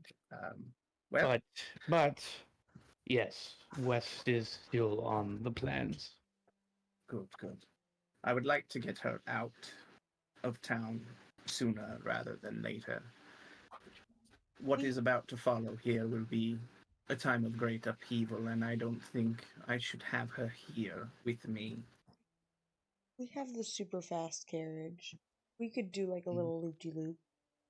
No, we don't. It dropped you off and left. Oh, Oh, I missed that it left. That bitch. Remember, they said it can't travel through this town. Ah, that's right. I figured since it couldn't go in, it just stayed there. Well, we could still just drop her off. We could go west, and then It's north. fine. I'll just alter MGG into a car. Do that. What is a car? I will make him into Kit, and I will be Knight Rider. Oh my god. Madame Wachter will look to you and say, despite her current mental state, Stella is actually a she was a practicing arcanist of some variety. She was inborn with magic, you see. Oh, cat sorcerer. Got it. So she is not without ability to defend herself. I just need to make sure there are responsible people who can chaperone her. Well, if she can kill people, it's probably safe. You sure you want to call us responsible? She looks to you all and says, I can think of no greater people in Valaki. You have all done so much for me and my family so far, and you have proven good to your word. If you don't find yourselves responsible, I think you need to reconsider yourself with a higher opinion. You've done great things. Blushing. Aw, thank you. Oh, you're so sweet. Thank you. Very nice. Very nice. But, when you are ready, I'm sure if you'd like, you can have a private discussion with Tots, and I'll go fetch my daughter if you don't mind taking her with today. Yeah. Love to have that conversation. Get this awkwardness out of the way. Oh, Yeah. this guy is not even. That's right. Tabletop. Tabletop Exactly. also. While Stella is crazy, we might be able to work out a system where Rose is in control for magic. If Rose can handle being inside that twisted mind for a long time. Yeah, you don't want Rose to She's get jacked up. Rose did say that it was loud. I said might, and Rose is her own person. She can decide. We could do it on a trial basis. Yeah. How cool would it be to shoot magic out your hands, though? That would be really fun. I don't know if I know how to use it right, but we could try. I don't think. Something of a magician myself. Yikes. All right. Me too. So she leaves you alone in the parlor with Irina. Because you seem to all have something to discuss. Rowan looks at Natari and Elo and then everybody else, and he's just like, well, yep. And he comes over here, and Megan starts tinkering. Okay. So She's already I- sitting, right? Yeah, she's sitting down. Cool. She's got a little Can I- tea. Nat like steeples her fingers underneath her chin and like leans over, and she's like, so while we were meeting with Strahd, we learned a little bit about your history with Strahd. All right. So it turns out that a long time ago, you and he were lovers. In that his brother won your heart. The two of them got in a duel. Strahd won, but then Sergei, his brother, he, I guess, supposedly stabbed him in the back, stabbed Strahd in the back, and then Strahd accidentally killed him, or he killed him somehow. And then basically, since then, you had an accident, you died, and then you just keep reincarnating. But whenever you two kind of get closer together, you die. And you here we see, are.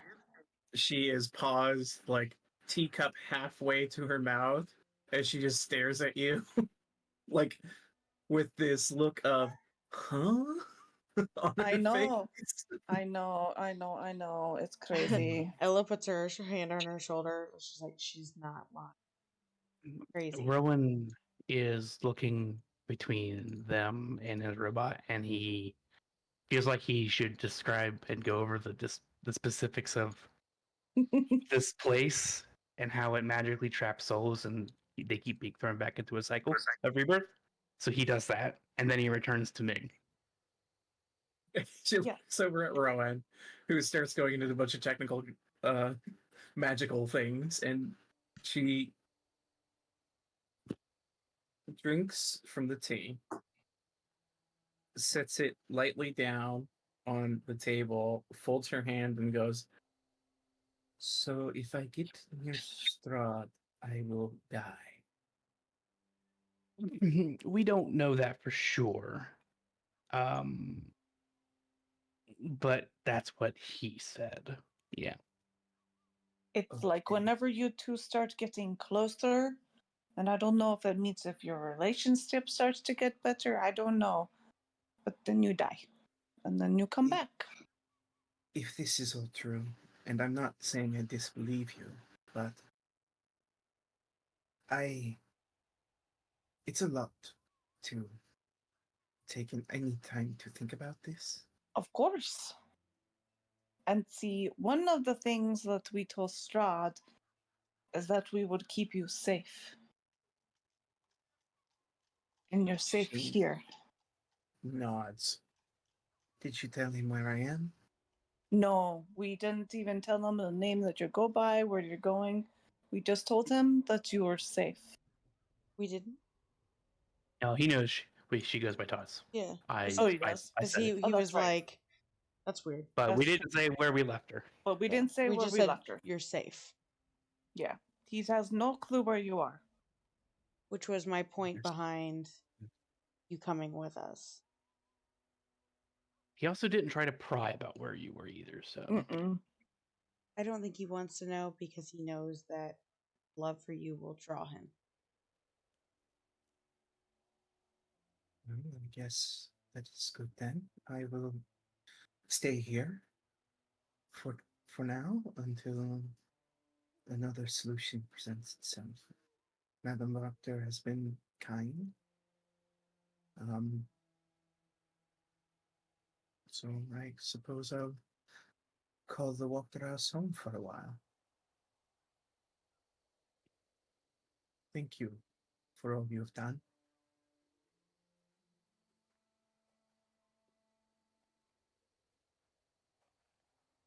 Natari just pats her hand.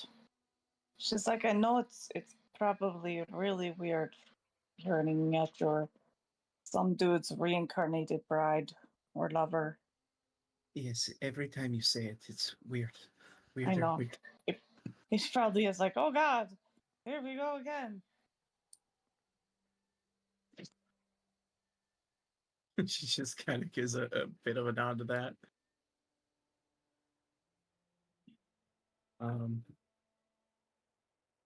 In the back, you just hear him Rowan go, "Damn it! Can't put magic missiles in this thing. Damn it!" Eventually, the door opens, and Fiona Wachter comes in with Stella. who, Enemy protag. The enemy protagonist. Because I have to put one in. You know I You have to. have to. Yeah. It's like You have to. necessary. And she just kind of comes in and she's got this look looking at everyone, and you see Lady Fiona Wachter kind of is patting her hands and goes, "All right, Stella, these nice people are going to take you with them. Okay?" And she kind of looks around and goes, "Meow." "Yes, meow. That's right. Just stay with them, and they're going to get you help, okay?" And there's like this slow nod as Stella's looking around the room at all of you. "All right, I think she's ready to go." Weird question. Or not weird question, but Moog would like to speak with animals with her I and was going to ask. be a house cat. Animals with her. You want to speak with animals? Indeed. Did you try this last time? I don't think you did. I don't think I did. You cast speak with animals. How would I rule this? Because she just thinks she's a cat. She's just insane, right? Like this. Yeah. I guess that's just basically like just to see if it like would reverse the communication at all, but probably not. I'll give you this. I'll say, with that spell, I'll let you do an Arcana check to see if you can kind of twist this, because I like the use of the spell to kind of like twist the spell to like make it almost like a little babble fish type thing, like how someone would interpret how a cat talks Speak into, with you know, like crazy. Right. yeah, to decrypt crazy. Speak with crazy. Yep, that's what it is. It's her task to decrypt crazy. You can kind of make out or understand from her, and she kind of looks to you, and as you're speaking to her, and these two are just kind of like meowing at each other, as far as you guys can tell, and she kind of goes, "I'm gonna allow this because I think it's fun." She says to you, Moog, "I am here with you. There's a lot of noise. A lot of noise, but I guess I'm supposed to go with you.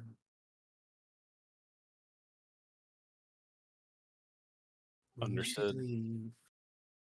You're not safe."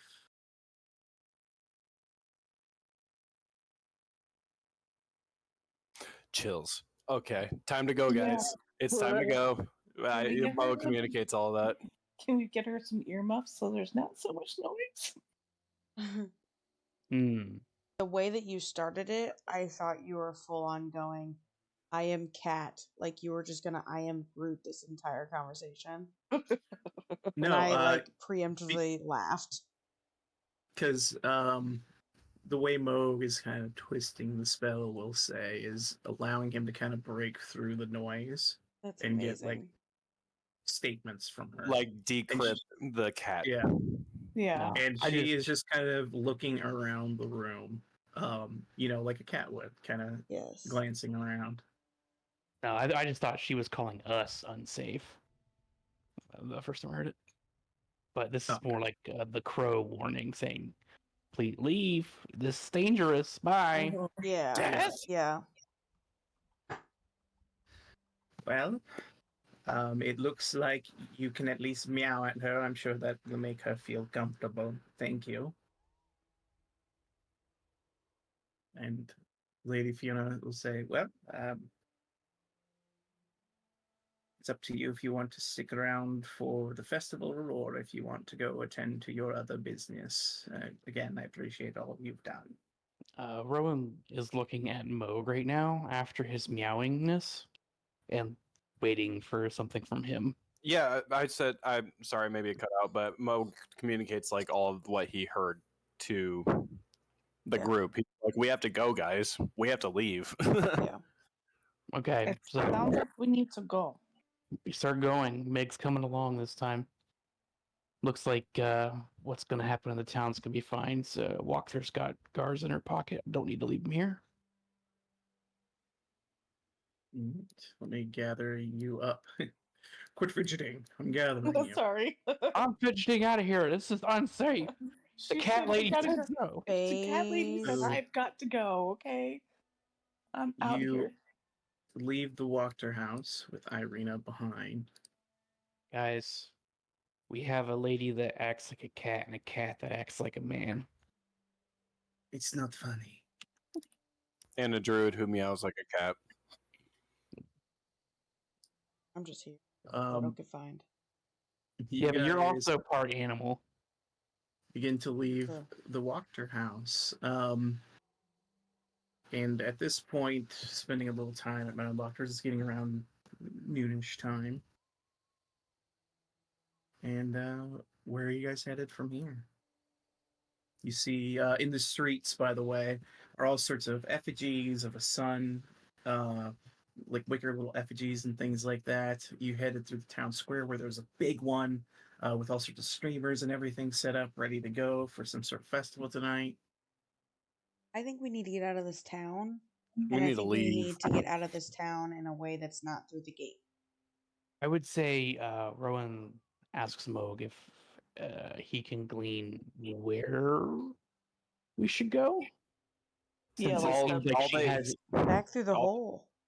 all that he could get out of her was that she's very disoriented and cannot very easily put together like coherent thoughts. She can perceive what's going on somewhat around her, but it's not really setting in.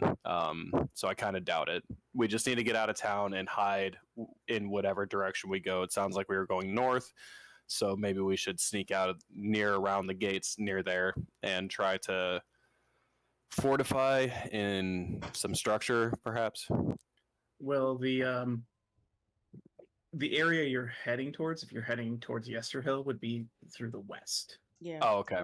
Yeah. So Yeah, we should because just here go I'll through show that you. gate. I'll show you the Barovia map again, real quick, to kind of remind you. You guys are currently in Valaki here. Yep. To the north is the lake. To the west is the road that will lead you towards, and you'll get this kind of information. They made mention of Kresk, which is far to the west here. And they made mention of the Wizard of Wines, which would be this area here. And apparently Yesterhill is somewhere north of that, so somewhere here potentially. Yeah, I guess that would be where Moog is thinking of going, because we're focused on the druid quest, right? To go Dropping get the her and then Druid, yeah. okay. Yeah. We don't want to Well, So where are we're we dropping going- her first then? if we're going west, we might go to Crest and see if the abbot can clear her up and make her more useful. Well, that's what I'm saying. Do her first. Because coming back to, we don't really have a time frame that we're working with here. It's not like Yeah, it's- Strahd I mean, didn't give Strahd's us a been here for countdown. He's been here for several centuries, and he didn't say you need to hurry up or else. He's just like, check this out, gather this shit for us. Yeah. But just going back to the prophecies, this girl feels like the one we're supposed to find. 100%, she is the one that we're supposed to like fix in order to get to the bottom of all this. So fixing her is probably a good idea to do first. Yeah. But also, if we're going to go to the Wizard of Wines, we could let the innkeeper know that we're heading out that way and might take some time, though. Since he did ask us. Mo could go deliver the message as like a small mouse or something, and you meet you guys afterwards. If you want to quickly stop by the Blue Water Inn, you can. You're just gonna let the Markovs know that you're gonna head in that direction. I suppose, yeah. Get there eventually. All right. Yeah, you guys do go down to the Blue Water Inn. The Markovs are there. They receive the information to not belabor it, because if that all you're doing is delivering a message, they understand and thank you. And just remind you, my father Davian is the one who runs it, so just let him know that I sent you. He'll treat you like family.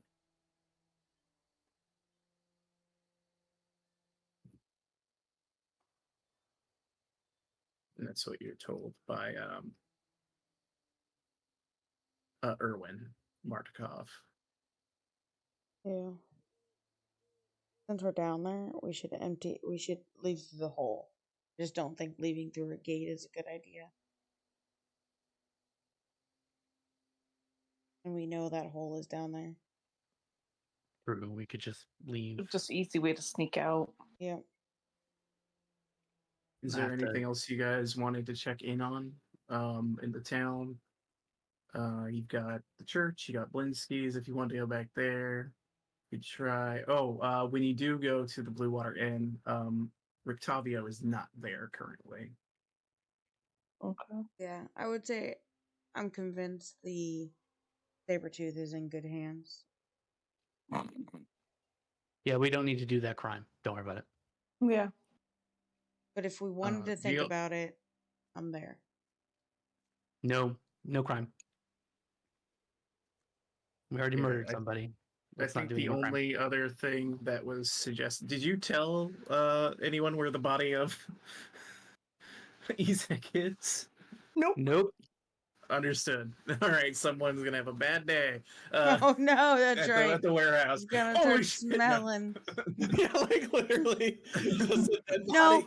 No, she cast gentle repose on it, so it won't start smelling. Someone's just gonna literally be going through their trade goods and be like, for 10 days, shit. it's gonna be good. 10 days. It's Gucci for 10 days. Oh, that's right. 9 days. 9.5 days. 9.5 days. So we can. The only other considerations, I guess, in town are Father Lucian's burial, if you wanted to try and consecrate his burial, so nothing bad happens to him. But other than that, yeah, you guys can sneak through the southern wall. Yeah, I think that his one guy is gonna do better than we could.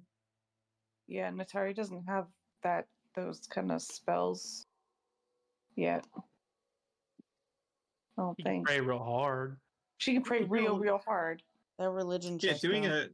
Yeah, you don't need necessarily a spell to do it. What Donovich did back in Barovia wasn't necessarily a spell, it was like a ritual. Oh, okay. Yeah, I that you observed it. If you want, you can give me just a religion check, and I'll give you advantage because you're a cleric to see if you think you could reproduce its effect. And you can also guide yourself because you. Oh, I didn't do guidance on it. Also, let me roll. Would I roll again with just regular straight roll, right? What? Isn't guidance just +4? It's a D4. So because you rolled advantage already, so roll a D4. Yeah, okay. That's what I was trying to figure out what to add. You think you could probably reproduce it to some effect. Might not be as good as the one Donovich did based on the 13, but it probably lasted a little bit. Could I do something? I have a +7 to religion. Yeah, if you want to book nerd it up, I'll let you do one roll.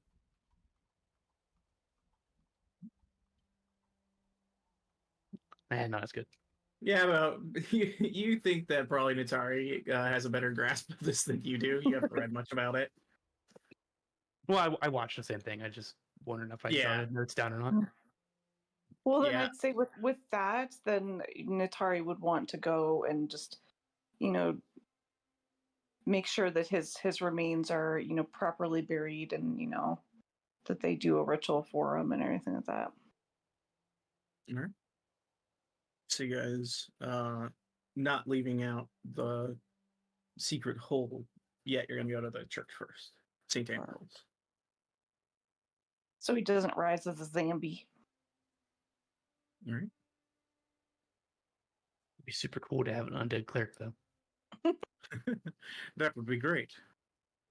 Let me introduce you to Father Lucian. Just imagine, guys, a cleric that dies and comes back to life. So cool.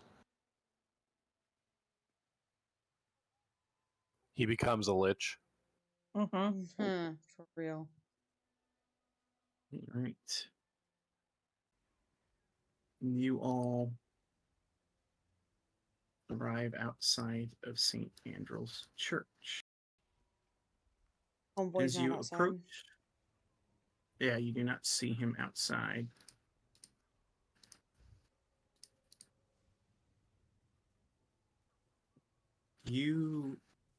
What's everyone's passive perception? 16. 15. 15.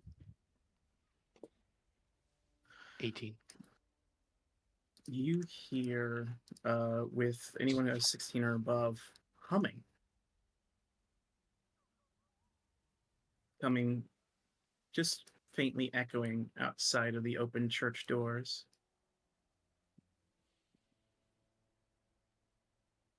There's humming, guys. Is it coming from inside? Is that what you're saying? Yes. It's echoing out the open doors. See some maybe something nasty around the corner. Oh, great. More dead people. You gaze in, and inside, Window. you look straight down the corridor, and you see Gosh darn it. young Milovich, his head departing his body as a gleaming scythe cuts through him, the blood gravitating in the air around one Volenta at the church, Oh, jeez. who turns. And there's a bloody bag laying on the ground near her, and she looks down at you all and goes, "You're all here." What And are that- you expecting us? Is where we'll end today's session. Next meeting, this will be being talked about. Yeah. This meeting could have been an email. Which is why But, I keep looking at Strahd. Make eye contact with each. Get a Make eye silver contact, arrow but for your let's fight. eyeball. Let's fight. We're level 4, but let's fight. Right? So, yeah, let's fight this room filled with literal bosses. Sorry, I choked on a cracker. Oh, nice. Fine. I've been slowly putting level ecstasy 4. and or not ecstasy. Oh my god. I've been slowly putting Whoa. roofies into Anastrasia's drink. And it's like, but what do you want? Tell me what you fucking want. Tell me. What do you want? I just want you to enjoy your adventure. Oh man.